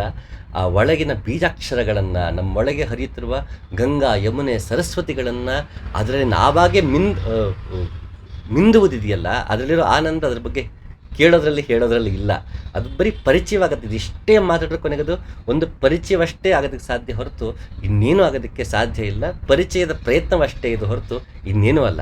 ನೀನೇ ಎನ್ನುತ್ತಾ ನೀನಾದೆನೆ ನಾನು, ನೀನೇ ಎನ್ನುತ್ತಾ ನಾನಳಿದೆ, ನಿನಗೆ ಅರ್ಪಿಸಿ ನನ್ನನೆ ನಾನಿರೆ, ಒಳ ಹೊರಗು ಬರೀ ನೀ ಸುಳಿದೆ. ಹರಿಸರ್ವೋತ್ತಮ ವಾಯುಜೀವೋತ್ತಮ ಇದೇ ಅರ್ಥಕ್ಕೆ ಮತ್ತೆ ಮಧ್ವಾಚಾರ್ಯ ಎಲ್ಲದಕ್ಕೂ ಅವನೇ ನಿಯಾಮಕ, ಎಲ್ಲವೂ ಅವನಿಂದಲೇ ಆಗುತ್ತಿದೆ, ಇಲ್ಲಿ ನಮ್ಮದೇನೂ ಇಲ್ಲ, ಎಲ್ಲವನ್ನೂ ನಮ್ಮ ಮುಖಾಂತರ ಮಾಡಿಸುತ್ತಿದ್ದಾನೆ ಅನ್ನೋ ಭಾವವನ್ನು ಮಧ್ವಾಚಾರ್ಯರು ಭಕ್ತಿಯ ಪರಾಕಾಷ್ಠೆಯನ್ನು ತಮ್ಮ ಇಡೀ ಹರಿಸರ್ವೋತ್ತಮತ್ವವನ್ನು ಹೇಳಿದ್ದೆ ಕೂಡ. ಯಾಕೆ ಹರಿಸರ್ವೋತ್ತಮ ಅಂತ ಮಧ್ವಾಚಾರ್ಯ ಅಷ್ಟು ಪ್ರತಿಪಾದನೆ ಮಾಡೋದು ಅಂದರೆ ಅವನೇ ಗ್ರೇಟ್ ಅಂತ ಹೇಳೋದಕ್ಕಲ್ಲ. ಇಲ್ಲಿ ಎಲ್ಲವೂ ಸೃಷ್ಟಿಯಾಗಿಂದ ಹಿಡಿದು ಪ್ರಳಯವಾಗುವವರೆಗೂ ಎಲ್ಲವೂ ಅವನೇ ಮಾಡ್ತಿದ್ದಾನೆ, ಎಲ್ಲರ ಒಳಗೂ ನಿಂತು ಎಲ್ಲರ ಹೊರಗೂ ನಿಂತು ಎಲ್ಲವೂ ಅವನೇ ಮಾಡ್ತಿದ್ದಾನೆ ಅನ್ನೋ ಭಾವವನ್ನು ಎಷ್ಟು ಚೆನ್ನಾಗಿ ವಿವರವಾಗಿ ಹೇಳ್ತಾರೆ. ಪ್ರತಿಯೊಂದು ಅವನಿಂದನೇ ನಡೀತಿದೆ ಅನ್ನೋ ಭಾವವನ್ನು ತಮ್ಮ ಅಷ್ಟೂ ಗ್ರಂಥಗಳಲ್ಲಿ ಮಧ್ವಾಚಾರ್ಯ ಯಾಕೆ ಹೇಳಿದ್ರು ಅಂದರೆ ಇದೆಲ್ಲವೂ ಅವನಿಂದಲೇ ಆಗುತ್ತಿದೆ, ನನ್ನದೇನೂ ಇಲ್ಲ, ನಾನು ಏನೂ ಮಾಡ್ತಿಲ್ಲ ಅನ್ನೋ ಭಾವ ಬಂದಾಗ ನಾನು ಎನ್ನುವುದು ಅಳಿಯುತ್ತೆ. ಎಲ್ಲವೂ ಅವನದ್ದೇ. ನಾವೊಂದು ಉಸಿರಾಡಿದ್ರು ಅವನೇ ಉಸಿರಾಡಿಸ್ತಾ ಇದ್ದಾನೆ, ನಾನು ಊಟ ಮಾಡಿದ್ರು ಅವನೇ ಊಟ ಮಾಡಿಸ್ತಾ ಇದ್ದಾನೆ, ಊಟ ಕೊಟ್ಟಿದ್ದು ಅವನೇ, ಊಟದಲ್ಲೂ ಅವನೇ ಇದ್ದಾನೆ, ಊಟವನ್ನು ತಿನ್ನೋ ಪ್ರೇರಣೆ ಕೊಟ್ಟಿದ್ದು ಅವನೇ, ತಿಂತಿರೋದು ನಾನೇ, ಅದನ್ನು ಅರಗಿಸ್ತಿರೋದು ಅವನೇ. ಸೊ ಎಲ್ಲವೂ ಅವನೇ ಅವನೇ ಅವನೇ ಅವನೇ ಅವನೇ ಅನ್ನೋ ಭಾವ ಬರೋದಕ್ಕೆ ಮಧ್ವಾಚಾರ್ಯ ನಮಗೆ ಹರಿಸರ್ವೋತ್ತಮತ್ವವನ್ನು ಪ್ರತಿಪಾದನೆ ಮಾಡಿದ್ದು, ವಾಯುಜೀವೋತ್ತಮತ್ವವನ್ನು ಪ್ರತಿಪಾದನೆ ಮಾಡಿದ್ದು. ಯಾಕೆ ಅಂದರೆ ಭಗವಂತನನ್ನು ಪಡೆಯೋದಕ್ಕೆ ಪ್ರಾಣಾಯಾಮ, ಉಸಿರು ತಗೋತೀವಿ, ಉಸಿರು ಬಿಡ್ತೀವಿ, ಹಲವು ಬಗೆಯಲ್ಲಿ ಉಸಿರಾಡ್ತೀವಿ, ಉಸಿರನ್ನು ಗಮನಿಸ್ತೀವಿ, ಏನೇ ಮಾಡ್ತೀವಿ, ಪಂಚ ಪ್ರಾಣಗಳಿದೆ. ಆ ಪಂಚ ಪ್ರಾಣಗಳನ್ನು ನಾವು ಪ್ರಯೋಗ ಮಾಡ್ತಾ ಮಾಡ್ತಾ ನಾವು ಪ್ರಾಣ ಉದಾನ ವ್ಯಾನದಲ್ಲಿ ನೋಡ್ತಾ ಹೋದಾಗ ನಮ್ಮಲ್ಲಿ ಪಂಚಕೋಶಗಳೇನಿದೆ, ಅನ್ನಮಯ ಕೋಶ, ಪ್ರಾಣಮಯ ಕೋಶ, ಮನೋಮಯ ಕೋಶ, ವಿಜ್ಞಾನಮಯ ಕೋಶ, ಆನಂದಮಯ ಕೋಶ ಏನಿದೆ, ಅದೆಲ್ಲವನ್ನು ತಲುಪೋದಕ್ಕೆ ಪ್ರಾಣವೇ ಸಹಾಯ ಮಾಡುವುದರಿಂದ, ಅವನಿಲ್ಲದೆ ಸಾಧ್ಯವೇ ಇಲ್ಲದೆ ಇರುವುದರಿಂದ ವಾಯುಜೀವೋತ್ತಮನಾಗ್ತಾನೆ. ವಾಯುವಿನಿಂದಲೇ ನಾವು ಭಗವಂತನ ಪಡೆಯೋದಕ್ಕೆ ಸಾಧ್ಯವಿರೋದ್ರಿಂದ ಅವನು ವಾಯುಜೀವೋತ್ತಮ, ಹರಿ ಸರ್ವೋತ್ತಮ. ಯಾಕಂದ್ರೆ ಎಲ್ಲವನ್ನೂ ನಿಯಂತ್ರಿಸ್ತಿರೋದು ಅವನೇ, ಎಲ್ಲರ ನಿಯಾಮಕ ಅವನೇ ಅಂದಾಗ ನನ್ನದೇನೂ ಇಲ್ಲ, ನಾನು ಇಲ್ಲಿ ಮಾಡುತ್ತಿರುವುದು ಏನೂ ಇಲ್ಲ, ಎಲ್ಲ ಕೃಷ್ಣಾರ್ಪಣ ಮಸ್ತು, ನಾನು ಏನೂ ಮಾಡ್ತಿಲ್ಲ, ನೆಲ್ಲ ನೀನೇ ನೀನೇ ನೀನೇ ಎನ್ನುವ ಭಾವ ಬಂದಾಗ ಅಲ್ಲಿ ನಾನು ಏನೂ ಇಲ್ಲದು. ಇದು ಅದ್ವೈತವೇ, ಭಾವದ ಅದ್ವೈತ, ತರ್ಕದ ಶಾಸ್ತ್ರದ ಅದ್ವೈತ ಅಲ್ಲ. ಇದು ಭಾವದ ಒಳಗೆ ಮಾರ್ಗದಲ್ಲಿ ನಡೆದಾಗ ಸಿಗುವಂತಹ ಅನುಭಾವದ ಅದ್ವೈತ. ದ್ವೈತ ಅಂದ ತಕ್ಷಣ ತರ್ಕದಲ್ಲಿ ಶಾಸ್ತ್ರಗಳಿಲ್ಲ, ಅದು ಅನುಭಾವದಲ್ಲಿ ಇರುವಂತಹ ಒಂದು ಅದ್ಭುತವಾದಂತಹ ಒಂದು ಅನುಸಂಧಾನ. ಹಾಗೆ ಇಲ್ಲಿ ಎಲ್ಲ ನೀನೇ ನೀನೇ ನೀನೇ ಅಂತ ಕಬೀರ್ದಾಸರು ಹೇಳ್ತಾ ಇದ್ದಾರೆ. ಎಲ್ಲ ನೀನೇ ಅಂತ ಬದುಕಿದಾಗ ನಾನು ಅನ್ನೋದು ಏನೂ ಉಳ್ಕೊಂಡಿಲ್ವಲ್ಲಪ್ಪ ಅಂತಾನೆ. ಹಾಗಾಗಿ ಅಲ್ಲಿ ಆತ್ಮಜ್ಞಾನ ಉಂಟಾಗತ್ತೆ, ತಾನಾಗೇ ಉಂಟಾಗತ್ತೆ, ನಾವೇ ಜ್ಞಾನವೇ ಆಗ್ಬಿಡ್ತೀವಿ. ಯಾಕೆಂದರೆ ಆತನೂ ಜ್ಞಾನಮಯವಾಗಿದ್ದಾನೆ. ಪೂರ್ಣಮದ ಪೂರ್ಣಮಿದಂ, ಪೂರ್ಣದಿಂದ ಪೂರ್ಣ ಹುಟ್ಟಿದೆ, ಪೂರ್ಣದಿಂದ ಪೂರ್ಣವನ್ನು ತೆಗೆದರೆ ಉಳಿಯುವುದು ಪೂರ್ಣವೇ, ಅದು ಪೂರ್ಣ ಇದು ಪೂರ್ಣ ಅಂತ ಎಲ್ಲವನ್ನೂ ಪೂರ್ಣ ಅಂತ ಹೇಳೋದ್ರಿಂದ ಭಗವಂತನಿಗೆ ಜ್ಞಾನ ಸ್ವರೂಪನಾದ್ರಿಂದ ಅವನ ಅಜ್ಞಾನವನ್ನು ಹುಟ್ಟಿಸೋದಕ್ಕೆ ಸಾಧ್ಯ ಇಲ್ಲ. ಯಾವುದು ಇಲ್ಲವೋ ಅದನ್ನು ಹುಟ್ಟಿಸೋದಕ್ಕೆ ಅವನ ಕೆಲಸ ಸಾಧ್ಯ ಇಲ್ಲ. ಹಾಗೆ ನಾವು ಅಜ್ಞಾನಿ ಅಂದರೆ ಜ್ಞಾನದ ಬಗ್ಗೆ ನಮಗೆ ಅರಿವಿಲ್ಲ ಹೊರತು ಅಜ್ಞಾನದ ಸಪ್ರೇಟ್ ಎಂಟಿಟಿ ಅಲ್ಲ ಅದು. ಅದಕ್ಕೆ ಅಂತ ತನ್ನದೇ ಅಂತ ಒಂದು ಅಸ್ತಿತ್ವ ಅಸ್ಮಿತೆ ಇಲ್ಲ. ನನಗೆ ಅಜ್ಞಾನ ಅನ್ನುವುದು ನನ್ನ ಮರೆವಿನಿಂದ ಬಂದಿದೆ, ನಾನು ಜ್ಞಾನ ಸ್ವರೂಪನೇ ಆಗಿದ್ದೇನೆ ಎನ್ನುವ ಅರಿವು ನನಗೆ ಇಲ್ಲದೆ ಇರುವುದರಿಂದ ಆ ಅರಿವು ಎಷ್ಟು ದಿನ ಇರುವುದಿಲ್ಲವೋ ಅದು ಅಜ್ಞಾನವೇ ಹೊರತು ಅದಕ್ಕೆ ಅಂತ ಒಂದು ಅಸ್ತಿತ್ವ ಇಲ್ಲ. ಹಾಗಾಗಿ ಅವನು ಜ್ಞಾನಮಯನಾಗಿದ್ದಾನೆ, ನಾನು ಕೂಡ ಜ್ಞಾನಮಯನೇ ಆಗಿದ್ದೇನೆ. ಯಾಕೆಂದರೆ ಅವನು ಜ್ಞಾನಮಯನಾಗಿದ್ದಾನೆ, ಜ್ಞಾನವನ್ನೇ ಸೃಷ್ಟಿಸೋದಕ್ಕೆ ಸಾಧ್ಯ, ಅದು ಹೊರತಾಗಿ ಇನ್ನೇನೂ ಸಾಧ್ಯವಿಲ್ಲ. ಅವನು ಪೂರ್ಣನಾಗಿದ್ದಾನೆ, ಪೂರ್ಣತ್ವವನ್ನೇ ಹುಟ್ಟಾಕೋದಕ್ಕೆ ಸಾಧ್ಯ. ನಮಗೆ ಪೂರ್ಣದ ಅರಿವಿಲ್ಲದೆ ಎಲ್ಲವನ್ನೂ ಗೊಂದಲಮಯವಾಗಿ ಮಾಡಿಕೊಂಡು ಇಂಪರ್ಫೆಕ್ಟ್ ಲೈಫ್ನ ನಾವು ಬದುಕ್ತಿದ್ವಿ ಹೊರತು ಅವನಲ್ಲಿ ಪೂರ್ಣತೆಯಲ್ಲಿ ಕೊರತೆ ಇಲ್ಲ. ಸೃಷ್ಟಿಯಲ್ಲೂ ಅವನ ಪೂರ್ಣತೆಯಲ್ಲಿ ಕೊರತೆ ಇಲ್ಲ. ಕೊರತೆ ಇರುವುದು ಅವನ ಪೂರ್ಣತೆಯನ್ನು ನೋಡುವುದರಲ್ಲಿ. ನಮಗೆ ಪರಿಪೂರ್ಣತೆಯ ಸಮದೃಷ್ಟಿ, ಸಮಷ್ಟಿಯಲ್ಲಿ ನೋಡುವುದು, ಸಮ್ಯಕ್ ಜ್ಞಾನ, ಸಮ್ಯಕ್ ದೃಷ್ಟಿ, ಸಮ್ಯಕ್ ಚಾರಿತ್ರ ನಮ್ಮಲ್ಲಿ ಅದರ ಕೊರತೆ ಇರುವುದೇ ಹೊರತು ಅವನಲ್ಲಿ ಇಲ್ಲ. ನಮ್ಮಲ್ಲಿ ಯಾಕೆ ಕೊರತೆ ಇದೆ ಅಂದರೆ ಅದು ನಾವು ಅಂತ ಅರಿವಿಲ್ಲ ಅಷ್ಟೇ. ಅರಿವಿಲ್ಲದೆ ಇರುವುದರಿಂದ ಆಬ್ಸೆನ್ಸ್ ಆಫ್ ನಾಲೆಡ್ಜ್ ಹೊರತು ಅದಕ್ಕೆ ಅಂತ ಸಪ್ರೇಟ್ ಎಂಟಿಟಿ ಅದಕ್ಕಿಲ್ಲ, ಅಸ್ತಿತ್ವವೂ ಇಲ್ಲ. ಹಾಗೆ ನೀನೇ ನೀನೇ ಅಂತ ಬದುಕ್ತಾ ಹೋಗೋದಿಲ್ಲ. ಆ ಅನುಸಂಧಾನ ತುಂಬ ಸುಂದರವಾಗಿರುತ್ತೆ. ಸತ್ಯಂ ಶಿವಂ ಸುಂದರವಾಗಿರುತ್ತೆ. ವಾಯು ನಿದ್ರೆಗೈದಡೆ ಆಕಾಶ ಜೋಗುಳವಾಡಿತ್ತು, ಬಯಲು ಬಳಲಿದನೆಂದೆಡೆ ನಿರಾಳ ಮೊಲೆಗೊಟ್ಟಿತ್ತು, ಆಕಾಶ ಒಡಗಿತ್ತು ಜೋಗುಳ ನಿಂದಿತ್ತು, ಗುಹೇಶ್ವರ ನೈದಾನೆ ಇಲ್ಲದಂತೆ. ಏನಿದು ವಾಯು ನಿದ್ರೆಗೈದಡೆ? ಉಸಿರು ತಗೊಳ್ತೀವಿ ಪ್ರಾಣ, ಉಸಿರು ಬಿಡ್ತೀವಿ ಉದಾನ. ಅದ್ರ ಮಧ್ಯೆ ಇರುವಂತಹ ವ್ಯಾನ, ಅಲ್ಲಿ ಉಸಿರಾಟವೂ ಇಲ್ಲ, ಏನೂ ಇಲ್ಲ, ಉಸಿರು ತಗೊಳ್ಳೋದು ಇಲ್ಲ, ಉಸಿರು ಬಿಡೋದು ಇಲ್ಲ.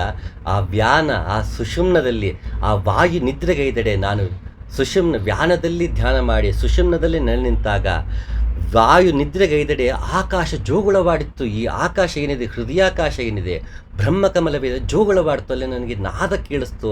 ವಾಯು ನಿದ್ರೆಗೈದೆಡೆ ಆಕಾಶ ಜೋಗುಳವಾಡಿತ್ತು. ಬಯಲು ಬಳಲಿದನೆಂದೆಡೆ ನಿರಾಳ ಮೊಲೆಗೊಟ್ಟಿತ್ತು. ನಾನು ಬಯಲು ಕಾಣ್ತಿದ್ದೀನಿ ಅಂತ ನೋಡ್ತಿದ್ದೀನಿ. ನೋಡಿ ಆ ಬೆಳಕನ್ನು ನೋಡಿ ನೋಡುಗನೂ ಇಲ್ಲದೆ ಹೋದಾಗ, ನೋಡಿ ಬಳಲಿದಾಗ ನಿರಾಳ ಮೊಲೆಗೊಟ್ಟಿತ್ತು. ಆ ಬೆಳಕಿನ ಹೊರಗಡೆ ಒಂದು ಕತ್ತಲಿದೆ, ಅಥವಾ ಆ ಕತ್ತಲನ್ನೋಕ್ಕಾಗಲ್ಲ, ಆ ಬೆಳಕು ಅಲ್ಲ ಕತ್ತಲೆಯೂ ಅಲ್ಲ. ಹೇಗೆ ನಮಗೆ ದಿಯೋಯೋನ ಪ್ರಚೋದಯಾತ್ ಅಂತ ಕೇಳ್ತೀವಿ, ಓ ಬೆಳಕೆ ಬೆಳಕನ್ನು ಪ್ರಚೋದಿಸು ಅಂತ, ಹಾಗೆ ಮತ್ತೊಂದು ಶ್ಲೋಕ ಇದೆ, ಓ ಬೆಳಕೆ ಪಕ್ಕಕ್ಕೆ ಸರಿ, ನಿನ್ನಿಂದಾಗಿ ನನಗೆ ಸತ್ಯವನ್ನು ಕಾಣಲು ಆಗುತ್ತಿಲ್ಲ ಅಂತ ಒಂದು ಶ್ಲೋಕ ಇದೆ. ಅದ್ರ ಬಗ್ಗೆ ಮತ್ತೊಂದಿನ ಮಾತಾಡೋಣ. ಹಾಗೆ ಅದನ್ನು ಇಲ್ಲಿ ಅಲ್ಲಮಪ್ರಭು ಹೇಳ್ತಾ ಇದ್ದಾರೆ, ಬಯಲು ಬಳಲಿದನೆಂದೆಡೆ, ಯಾವಾಗ ನಾನು ಒಳಗಡೆ ಕಾಣ್ತಾ ಇದ್ದೀನಿ ಅನ್ನೋದು ಬಳಲುತ್ತೋ ಆಗ ನಿರಾಳ ಮೊಲೆಗೊಟ್ಟಿತ್ತು. ಆಗ ನನಗೆ ಆ ಬೆಳಕಿನ ಆಚೆ ಇರುವಂತಹ ಸ್ಥಿತಿ ಏನಿದೆ, ತುರಿಯ ಸ್ಥಿತಿ ಏನಿದೆ, ಅಲ್ಲಿ ಸಿಗುವಂತಹ ನಿರ್ವಿಕಲ್ಪ ಸಮಾಧಿ ಏನಿದೆ, ಅಲ್ಲಿ ಸಿಗುವಂತಹ ಶಾಂತಿ, ಅತಿಶಾಂತಿ ಏನಿದೆ, ಅದು ತಾನಾಗೆ ಮೊಲೆಗೊಟ್ಟಿತ್ತು. ತಾನಾಗೆ ನನಗೆ ಅದನ್ನು ಸುರಿತಾ ಹೋಯಿತು. ತಾನಾಗೆ ಆತ್ಮಜ್ಞಾನ ಉಂಟಾಯಿತು. ತಾನಾಗೆ ಸಹಜವಾದ ನಾದ ನನ್ನಲ್ಲಿ ಮೂಡ್ತು.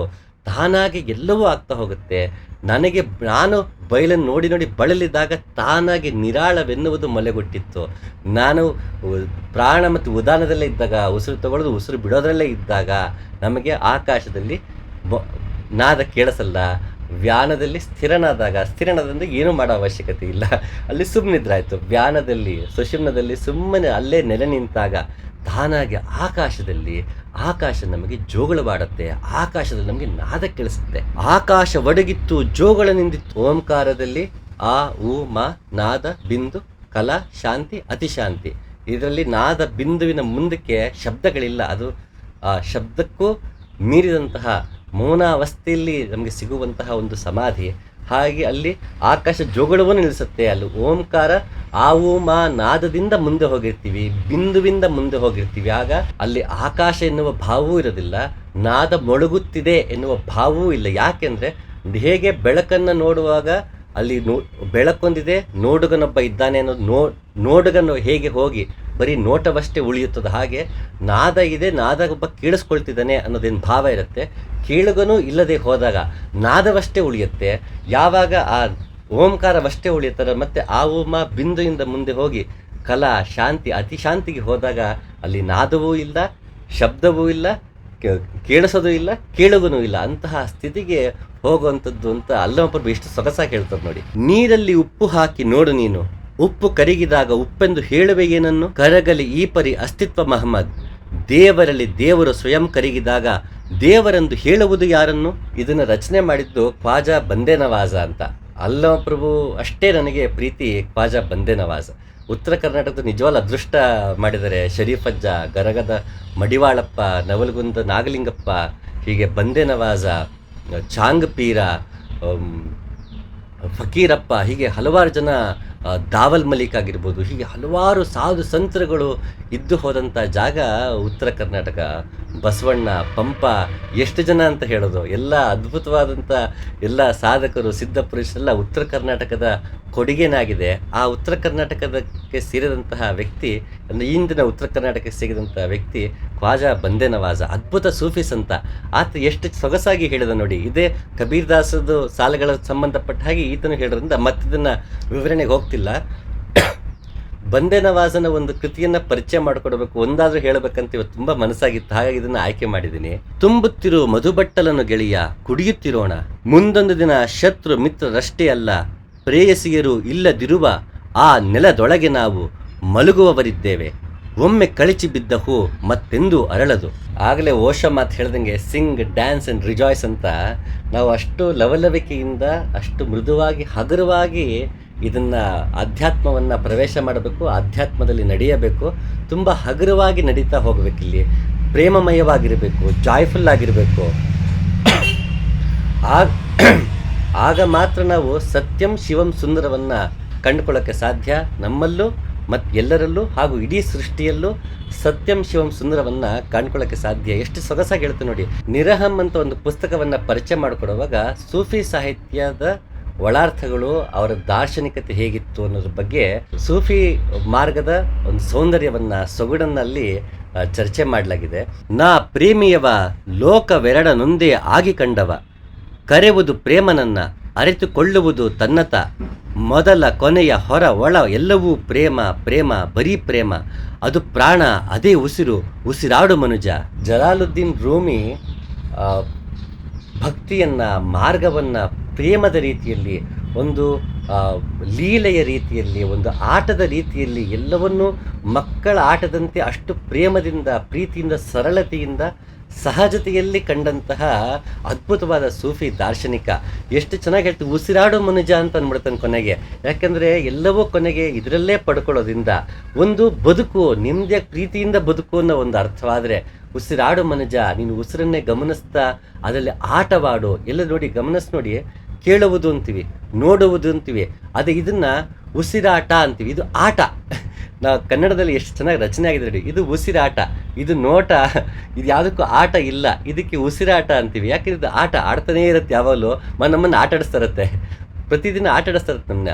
ಇದೇ ನಾವು ಇದನ್ನು ಆಟವನ್ನು ಚೆನ್ನಾಗಿ ಕಲಿತ್ರೆ ನಾವೆಲ್ಲವನ್ನು ಆಟ ಆಡಿಸ್ಬೋದು, ಮತ್ತು ನಮ್ಮನ್ನು ಯಾರು ಆಟ ಆಡಿಸ್ತಾರೋದನ್ನು ತಪ್ಪಿಸ್ಕೋಬೋದು. ಹಾಗಾಗಿ ಇದು ಉಸಿರಾಟ ತುಂಬ ಚೆನ್ನಾಗಿ ಕನ್ನಡದಲ್ಲಿ ಕಟ್ಟಿಕೊಟ್ಟಿದ್ದಾರೆ ನಮಗೆ. ಇದನ್ನು ಉಸಿರಾಟ ಅಂತ ಹೇಳಿದ್ದಾರೆ.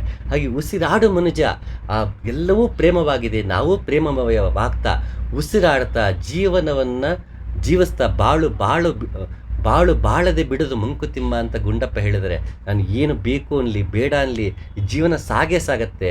ಅದು ಇನ್ನೋವೇಟಬಲ್ಲೇ ಆಗಿರೋದ್ರಿಂದ make it playful, make it joyful. ಅದನ್ನು ಪ್ರೀತಿಯಿಂದ, ಸಂತೋಷದಿಂದ, ಸೊಗಸಾಗಿ, ಹದವಾಗಿ ಜೀವನವನ್ನು ಬದುಕ್ತಾ, ಪ್ರೇಮಮಯವಾಗಿ ಬದುಕ್ತಾ, ಪ್ರೇಮವನ್ನೇ ಕಂಡುಕೊಳ್ಳುತ್ತಾ, ಸತ್ಯಂ ಶಿವಂ ಸುಂದರವನ್ನು ಹೊರಗೂ ಕಾಣ್ತಾ, ಎಲ್ಲರಲ್ಲೂ ಕಾಣ್ತಾ, ನಮ್ಮಲ್ಲೇ ಕಂಡುಕೊಂಡು ಉಸಿರಾಡು ಮನುಜ, ಚೆನ್ನಾಗಿ ಉಸಿರಾಡುತ್ತಾ ಜೀವನವನ್ನು ಮಾಡೋಣ.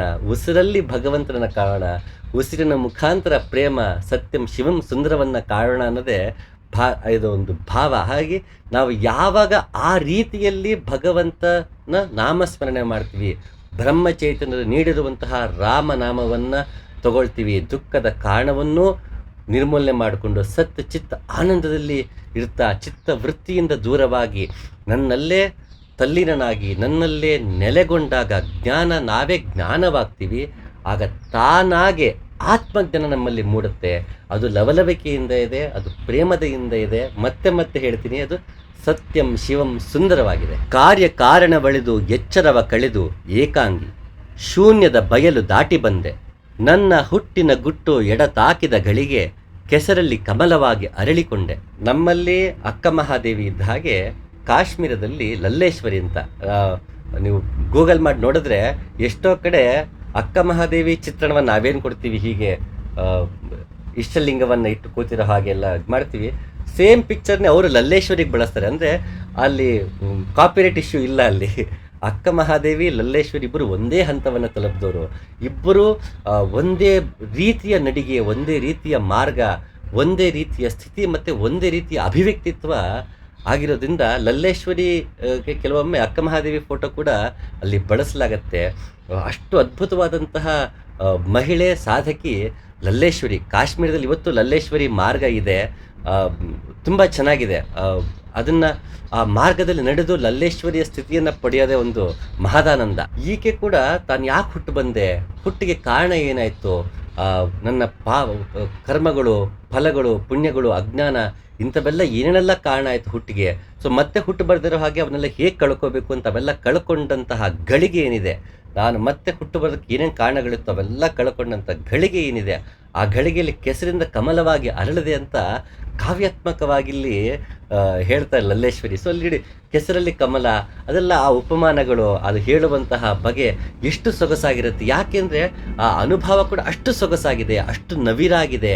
ಆ ಆತ್ಮಜ್ಞಾನ ತಾನಾಗೆ ಉಂಟಾದಾಗ ಆತ ಅಷ್ಟು ಮೃದುವಾಗಿರ್ತಾನೆ, ಅಷ್ಟು ಪ್ರೇಮಮಯಿಯಾಗಿರ್ತಾನೆ. ಲಿಂಗವಾದ ಬಳಿಕ ಪೂಜಿಸಲಿಲ್ಲ, ಜಂಗಮವಾದ ಬಳಿಕ ನೋಡಲಿಲ್ಲ, ಪ್ರಸಾದಿಯಾದ ಬಳಿಕ ರುಚಿಸಲಿಲ್ಲ, ಇಂತಿ ತ್ರಿವಿಧ ಒಂದಾದ ಬಳಿಕ ಕಪಿಲ ಸಿದ್ಧ ಮಲ್ಲಯ್ಯ ಬೇರೊಂದು ತಿಳಿಯಲಿಲ್ಲ. ಇಲ್ಲೂ ಕೂಡ ಲಿಂಗವಾದ ಬಳಿಕ, ತಾನಾಗೆ ಲಿಂಗವಾದ ಬಳಿಕ ಪೂಜಿಸಲಿಲ್ಲ. ಅಲ್ಲಿ ಮಾಡೋಂಥದ್ದು ಏನು ಇಲ್ಲ, ಇನ್ನು ತಾನಾಗೆ ಆಗುವುದು. ಲಿಂಗವಾದ ಬಳಿಕ, ಜಂಗಮವಾದ ಬಳಿಕ, ಪ್ರಸಾದಿಯಾದ ಬಳಿಕ, ಅದು ಆದ ಬಳಿಕ ತಾನಾಗೆ ಆದಾಗ ಇನ್ನೇನೂ ಉಳಿಯಲ್ಲ.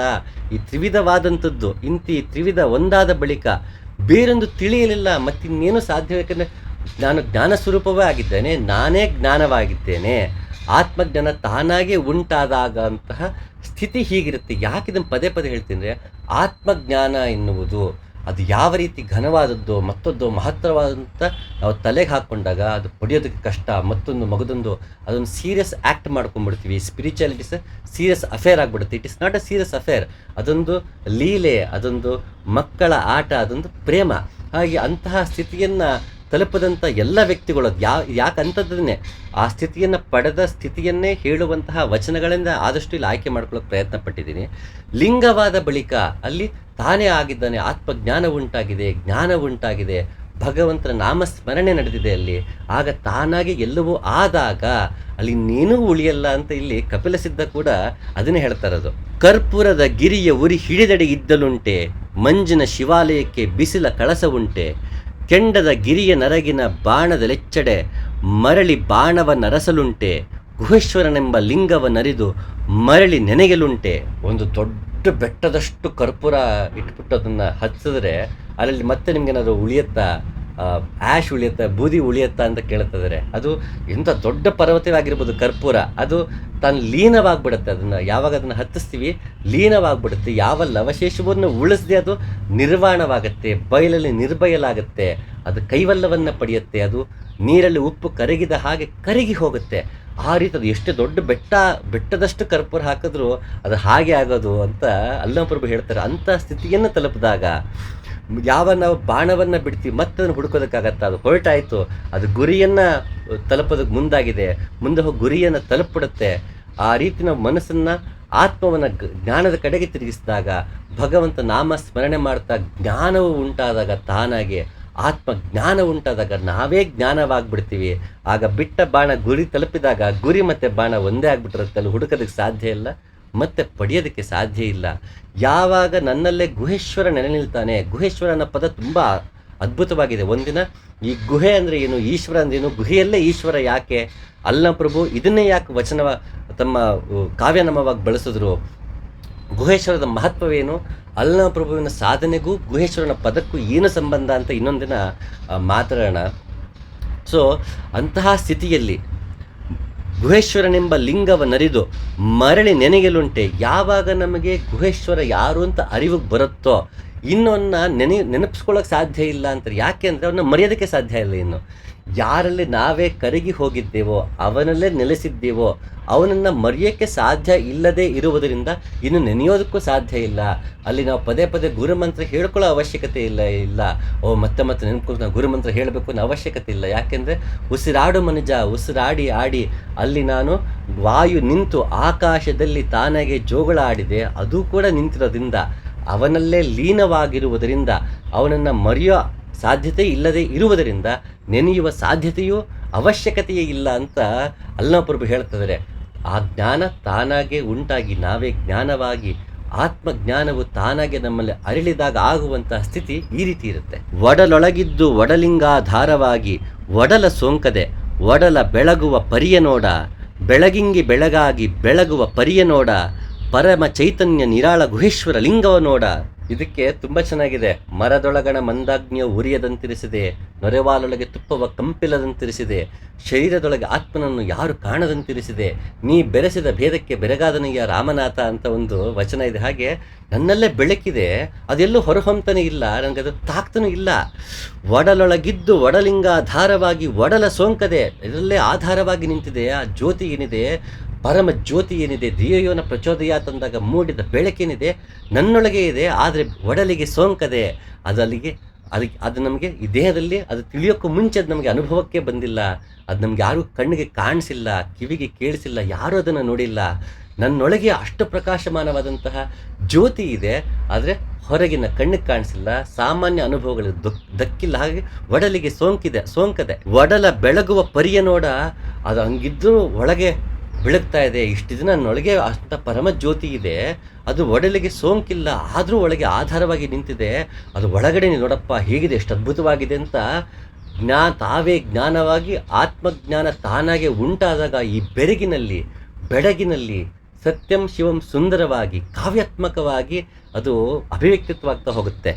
ಒಡಲ ಬೆಳಗುವ ಪರಿಯ ನೋಡು ಒಳಗೆ ಎಷ್ಟು ಚೆನ್ನಾಗಿ ಪ್ರತಿಯೊಂದು ಅಂಗದಲ್ಲೂ, ಪ್ರತಿಯೊಂದು ಭಾವದಲ್ಲೂ, ಪ್ರತಿಯೊಂದು ಸ್ಥಳದಲ್ಲೂ, ಕಣ್ಣು ಕಿವಿ ಮೂಗು ಎಲ್ಲದರಲ್ಲೂ ಬೆಳಕು. ಆ ಬೆಳಕನ್ನು ಕಂಡಾಗ ಇಷ್ಟು ದಿನ ನನ್ನೊಳಗೆ ಬೆಳಕೇ ಇತ್ತಲ್ಲಪ್ಪ, ಅದು ನನಗೆ ಸೋಂಕ್ತಾ ಇಲ್ಲ, ಅದರ ಆಧಾರವಾಗಿ ನೋಡು ಎಂಥ ಪರಿಯಲ್ಲಿ ಬೆಳಗುತ್ತಾ ಇದೆ ಅಂತ ಅಲ್ಲಮ ಪ್ರಭು ಎಷ್ಟು ಅದ್ಭುತವಾಗಿ ಅದನ್ನು ಹೇಳ್ತಾರೆ. ಬೆಳಗಿಂಗೆ ಬೆಳಗಾಗಿ ಬೆಳಗುವ ಪರಿಯ ನೋಡ, ಪರಮ ಚೈತನ್ಯ ನಿರಾಳ ಗುಹೇಶ್ವರ ಲಿಂಗವ ನೋಡ. ಬೆಳಗಿಂಗೆ ಬೆಳಗಾಗಿ ನಾನು ಜ್ಯೋತಿ, ಆತ ಪರಂಜ್ಯೋತಿ, ಈ ಜ್ಯೋತಿಯು ಆತನಿಂದನೇ ಬೆಳಗ್ತಾ ಇದೆ. ಬೆಳಗಿಂಗೆ ಬೆಳಗಾಗಿ ಬೆಳಗುವ ಪರಿಯ ನೋಡ.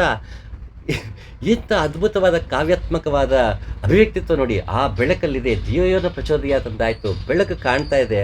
ಆ ಬೆಳಕನ್ನು ನೋಡ್ತಾ ನಾನೋ ಜ್ಯೋತಿ, ಆತ ಪರಂಜ್ಯೋತಿ, ಈ ಪರಂಜ್ಯೋತಿಯಿಂದಲೇ ಈ ಜ್ಯೋತಿ ಬಂದಿದೆ, ಈ ಜ್ಯೋತಿ ಆ ಜ್ಯೋತಿಯಿಂದಲೇ ಪ್ರಕಾಶಮಾನವಾಗಿದೆ, ಅದು ಈ ದೇಹದಲ್ಲೇ ಇದೆ, ಇಷ್ಟು ದಿನ ಹೊರಗಿನ ಅನುಭವಕ್ಕೆ ಸಿಕ್ಕಿಲ್ಲ, ಎಂಥ ಪರಿಯಲ್ಲಿ ಇದು ಬೆಳಕಾಗಿದೆ ನೋಡಪ್ಪ ಅಂತ ಅಲ್ಲಮ ಪ್ರಭು ಆ ಬೆಳಕನ್ನು ಕಂಡಾಗ ತಾವೇ ಜ್ಞಾನವಾಗಿ ತಾನಾಗಿ ಆತ್ಮಜ್ಞಾನ ಉಂಟಾದಾಗ ಬಂದಂತಹ ಒಂದು ಹಾಕಾರ, ಅದು ಹಾ ಅಂತೀವಲ್ಲ, ಆ ಹಾಕಾರದಲ್ಲಿ ಮೂಡಿದಂತಹ ವಚನಗಳು. ಅರಣಿಗಳ ಅನುಭವಿಸಿ ಪಾವಕ ಸರಣಿಗಳ ತನ್ನಂತೆ ಮಾಡುವ ಪರಿಯಲಿ ಸೋಹಂ ಪದಾರ್ಥದಿ ಪುಟ್ಟಿದ ಜ್ಞಾನ ಎರಡು ತನುವೆಂಬೆಂದ ಭೇದವ ಪರಿಹರಿಸಿ ತನ್ಮಯವಾದಗಲು ನಿರುಪಮ ಅದ್ವಯ ರೂಪನಾಗಿಹನೆಂದ ಮುನಿಪ. ಅರಳಿಯ ಕಟ್ಟಿಗೆಗಳನ್ನು ತಿಕ್ಕಿದರೆ ಅಗ್ನಿಯು ಉಂಟಾಗುತ್ತದೆ, ಆದರೆ ಕಟ್ಟಿಗೆಗಳಿಗೆ ಅಗ್ನಿ ಉಂಟೆಂಬ ಅರಿವು ಇರುವುದಿಲ್ಲ. ಅದರಂತೆಯೇ ನಾನು ಅದೇ ಆಗಿದ್ದೇನೆ ಎನ್ನುವ ಜ್ಞಾನ ಉಂಟಾಗುತ್ತದೆ. ಎರಡೆಂಬ ಸಂಶಯ ದೂರವಾಗಿ ಅದ್ವಯ ರೂಪನಾಗುವನು. ಎಷ್ಟು ಚೆನ್ನಾಗಿ ಹೇಳ್ತಾರೆ ನೋಡಿ. ಅಲ್ಲಿ ಹೇಳಿದಾಗೆ ಮರದೊಳಗಣ ಮಂದಾಗ್ನಿಯು ಉರಿಯದಂತಿರಿಸಿದೆ. ಸೊ ಅದು ಒಳಗಿದೆ ಅಂತ ಹೇಗೆ ಗೊತ್ತಾಯಿತು? ಆ ಎರಡನ್ನ ಉಜ್ಜಿದಾಗ ಗೊತ್ತಾಯಿತು. ಅವಾಗ ಗೊತ್ತಿಲ್ಲ ತಮ್ಮೊಳಗೆ ಅಗ್ನಿ ಇದೆ ಅಂತ. ಯಾವಾಗ ಎರಡು ಕಟ್ಟಿಗೆಯನ್ನು ಉಜ್ತೀವೋ ಆಗ ಅಗ್ನಿ ಬಂತು. ಅದು ನಾನೇ ಆಗಿದ್ದೇನೆ, ಸೋಹಂ, ಅದನ್ನು ಮತ್ತೊಂದಿನ ಮಾತಾಡೋಣ. ಸೊ ಅದು ನಾನೇ ಆಗಿದ್ದೇನೆ ಎನ್ನುವ ಭಾವ ಏನಿದೆ ಅದು ಬಂದಾಗ ಎಂತಹ ಅದ್ಭುತವಾದ ಅನುಭವವನ್ನು ಆಗಿದೆ ಮಹಿಲಿಂಗ ರಂಗಂಗೆ. ಅದನ್ನು ಅನುಭವಾಮೃತದಲ್ಲಿ ಇಷ್ಟು ಸೊಗಸಾಗಿ ಹೇಳಿದಾನೆ. ಅಗ್ನಿ ಉಂಟೆಂಬ ಅರಿವು ಇರುವುದಿಲ್ಲ, ಅದರಂತೆಯೇ ನಾನು ಅದೇ ಆಗಿದ್ದೇನೆ ಅನ್ನೋ ಜ್ಞಾನ ಉಂಟಾಗುತ್ತದೆ. ಹೇಗೆ ಮರಕ್ಕೆ ತನ್ನೊಳಗೆ ಅಗ್ನಿ ಇದೆ ಅಂತ ಗೊತ್ತಿರಲ್ವೋ, ಅದು ಉಜ್ಜಿದಾಗ ಅಗ್ನಿ ಮೂಡುತ್ತೋ, ಹಾಗೆ ನನ್ನಲ್ಲಿ ಆ ಜ್ಯೋತಿ ಇದೆ, ಅಗ್ನಿ ನನಗೆ ಗೊತ್ತಾಗಲ್ಲ, ಅದು ಉಜ್ಜಿದಾಗ ನಾನೇ ಅದಾಗಿದ್ದೆ ಅಂತ ಗೊತ್ತಾಗಿ ನಾನೇ ಹೊತ್ತಿ ಉರಿಯುತ್ತೇನೆ, ನಾನೇ ಪರಂಜ್ಯೋತಿಯಲ್ಲಿ ಜ್ಯೋತಿಯಾಗುತ್ತೇನೆ. ಹೇಗೆ ಕರ್ಪೂರದ ಒಂದು ಬೆಟ್ಟ ಇಟ್ಟರು ಅದನ್ನು ಸುಟ್ಟಾಗ ಇಷ್ಟು ಕೂಡ ಬೂದಿ ಉಳಿಯಲ್ವೋ, ಆ್ಯಶಸ್ ಉಳಿಯಲ್ವೋ, ಅದಿದ್ದರ ಕುರುಹನ್ನು ಬಿಟ್ಟು ಹೋಗುವುದಿಲ್ಲವೋ, ಹಾಗೆ ನಾನೆನ್ನುವ ಭಾವ ಅಷ್ಟು ಮಟ್ಟಗದು ಸುಟ್ಟು ಹೋಗುತ್ತೆ. ಅಲ್ಲಿ ಜ್ಯೋತಿಯಷ್ಟೇ ಉಳಿಯುತ್ತೆ, ಪರಮಜ್ಯೋತಿಯಷ್ಟೇ ಉಳಿಯುತ್ತೆ. ಅದನ್ನು ಏನು ಬೇಕಾದ್ರೂ ಕರಿಬೋದು. ಅದು ನಿರ್ವಾಣ ಅನ್ನಿ, ನಿರ್ವಿಕಲ್ಪ ಸಮಾಧಿ ಅನ್ನಿ, ಕೈವಲ್ಯ ಅನ್ನಿ, ಅದನ್ನು ಏನು ಬೇಕಾದ್ರೂ ಕರಿಬೋದು, ಲಿಂಗೈಕ್ಯ, ಅದು ಏನು ಬೇಕಾದ್ರೂ ಹೆಸರು ಕರಿಬೋದು. ಆದರೆ ಅದನ್ನು ಆಗುವುದು ಮುಖ್ಯ, ಆ ಸ್ಥಿತಿಯನ್ನು ತಲುಪುವುದು ಮುಖ್ಯ. ಪ್ರಾಜ್ಞನು ವಾಕ್ಕನ್ನು ಮನಸ್ಸಿನಲ್ಲಿ ಹಿಡಿದಿಡಬೇಕು, ಮನಸ್ಸನ್ನು ಪ್ರಕಾಶ ಸ್ವರೂಪನಾದ ಬುದ್ಧಿಯಲ್ಲಿ ಲಯ ಮಾಡಿಕೊಳ್ಳಬೇಕು, ಬುದ್ಧಿಯನ್ನು ಮಹತ್ ಆತ್ಮನಲ್ಲಿ ಲಯ ಮಾಡಿಕೊಳ್ಳಬೇಕು, ಮಹತ್ ಆತ್ಮನನ್ನು ಶಾಂತಾತ್ಮನಲ್ಲಿ ಲಯ ಮಾಡಿಕೊಳ್ಳಬೇಕು. ಇದೊಂದೇ ಅಲ್ಲ, ಉಪನಿಷತ್ತಲ್ಲಿ ಹೀಗೆ ಹಲವಾರು ಬೆಡಗಿನ ಮಾತುಗಳಿದೆ. ಲಯ ಮಾಡಿಕೊಳ್ಳುತ್ತಾ ಹೋಗುವುದು, ಒಂದನ್ನು ಇನ್ನೊಂದರಲ್ಲಿ ಲಯ ಮಾಡಿಕೊಳ್ಳುತ್ತಾ, ಒಂದನ್ನು ಇನ್ನೊಂದರಲ್ಲಿ ಕರಗಿಸುತ್ತಾ, ಒಂದನ್ನು ಇನ್ನೊಂದರಲ್ಲಿ ಇಲ್ಲವಾಗಿಸುತ್ತಾ, ಕಳೆದುಕೊಳ್ಳುತ್ತಾ ಹೋಗುವುದೇ ಅಧ್ಯಾತ್ಮ. ಕಳೆದ ಬಾರಿ ಒಂದು ಸಂಚಿಕೆಯಲ್ಲಿ ಮಾತಾಡಿದ್ರು, ಅಧ್ಯಾತ್ಮನೇ ಪಡ್ಕೊಳ್ಳೋದಲ್ಲ ಕಳ್ಕೊಳ್ಳೋದು ಅಂತ. ಲಯ ಮಾಡಬೇಕು ಅಂದರೆ ಕಳ್ಕೊಳ್ಳೋದೆ, ಅದು ಒಂದು ಇನ್ನೊಂದರಲ್ಲಿ ಲಯವಾಗುತ್ತಾ ಹೋಗುತ್ತೆ. ಆ ಲಯ ಮಾಡಿಕೊಳ್ಳುತ್ತಾ ಕೊನೆಗೆ ಶಾಂತಿಯಲ್ಲಿ, ನನ್ನ ಆತ್ಮವೆನ್ನುವ ಶಾಂತಿಯಲ್ಲಿ ನಾನು ಲಯವಾಗಬೇಕು. ಅದು ಆಗೋದು ನಾವು ನಮ್ಮಲ್ಲೇ ಶಾಂತಿ ಇರುವುದರಿಂದ ನಮ್ಮಲ್ಲೇ ನಾವು ಲಯವಾಗ್ತೀವಿ.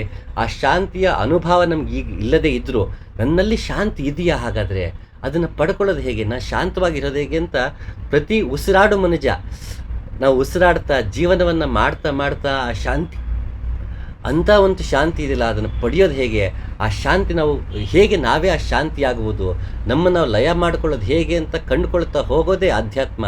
ಅಂಥದ್ದು ಎಲ್ಲರಿಗೂ ಆಗಬೇಕು ಅನ್ನೋದು ನನ್ನ ಆಸೆ. ನನ್ನ ಉಪದೇಶಗಳನ್ನು ಅರಿಯುವುದೂ ಸುಲಭ, ಆಚರಿಸುವುದೂ ಸುಲಭ, ಆದರೆ ನಿನ್ನ ಧೀಮಂತಿಕೆಗೆ ಅವು ನಿಲುಕುವುದಿಲ್ಲ. ಆಚರಿಸುವುದಕ್ಕೆ ಪ್ರಯತ್ನಪಟ್ಟರೆ ಆಗುವುದಿಲ್ಲ. ಅತಿ ಪುರಾತನವಾದದ್ದು ಬುದ್ಧಿವಂತಿಕೆಗೆ ಗೊತ್ತಾಗಿ ಬಿಡುವುದಿಲ್ಲ. ಅರಿಯಬೇಕೆಂದರೆ ನಿನ್ನ ಒಳಗೆ ಕಂಡುಕೋ. ಲಾವೋಸೋ ಹೇಳ್ದ ಹಾಗೆ ಇದನ್ನು ಬುದ್ಧಿವಂತಿಕೆಯಿಂದ ಕಂಡ್ಕೊಳ್ಳೋಕ್ಕಾಗಲ್ಲ, ನಮ್ಮೊಳಗೆ ಕಂಡುಕೊಳ್ಬೇಕು. ಅದನ್ನು ಭಗವಂತ ಭಗವಂತ ನಾಮಸ್ಮರಣೆ ಮಾಡ್ತಾ, ಇಲ್ಲಿ ಬ್ರಹ್ಮಚೇತನರು ನೀಡುವಂತಹ ರಾಮನಾಮವನ್ನು ಸ್ಮರಣೆ ಮಾಡ್ತಾ ಚಿತ್ತದ ವೃತ್ತಿಯನ್ನು ತಡೆದು ಒಳಗೆ ಆತ್ಮನಲ್ಲೇ ನೆಲೆ ನಿಲ್ಲುವಾಗ ದಾರಿಯಲ್ಲಿ ಹೋದಾಗ ನನ್ನಲ್ಲಿ ತಾನಾಗೆ ಜ್ಞಾನ ಉಂಟಾಗತ್ತೆ, ನಾನೇ ಜ್ಞಾನಮಯವಾಗ್ತೀನಿ. ಆಗ ತಾನಾಗೆ ಆತ್ಮಜ್ಞಾನ ತಾನಾಗೆ ಉಂಟಾಗತ್ತೆ. ಆ ಉಂಟಾಗುವ ಪರಿ ಸತ್ಯಂ ಶಿವಂ ಸುಂದರವಾಗಿದೆ. ಎಲ್ಲರೂ ಅಂತಹ ಶಿವನನ್ನು, ಮಂಗಳಕರವಾದದ್ದನ್ನು, ಸೌಂದರ್ಯಮಯವಾದಂತಹ ಸತ್ಯವನ್ನು ಕಂಡುಕೊಂಡು ಅದೇ ಆಗೋಣ ಅಂತ ಹೇಳ್ತಾ ಮುಂದಿನ ಸಂಚಿಕೆಯಲ್ಲಿ ಸಿಗ್ತೀನಿ. ನಮಸ್ಕಾರ.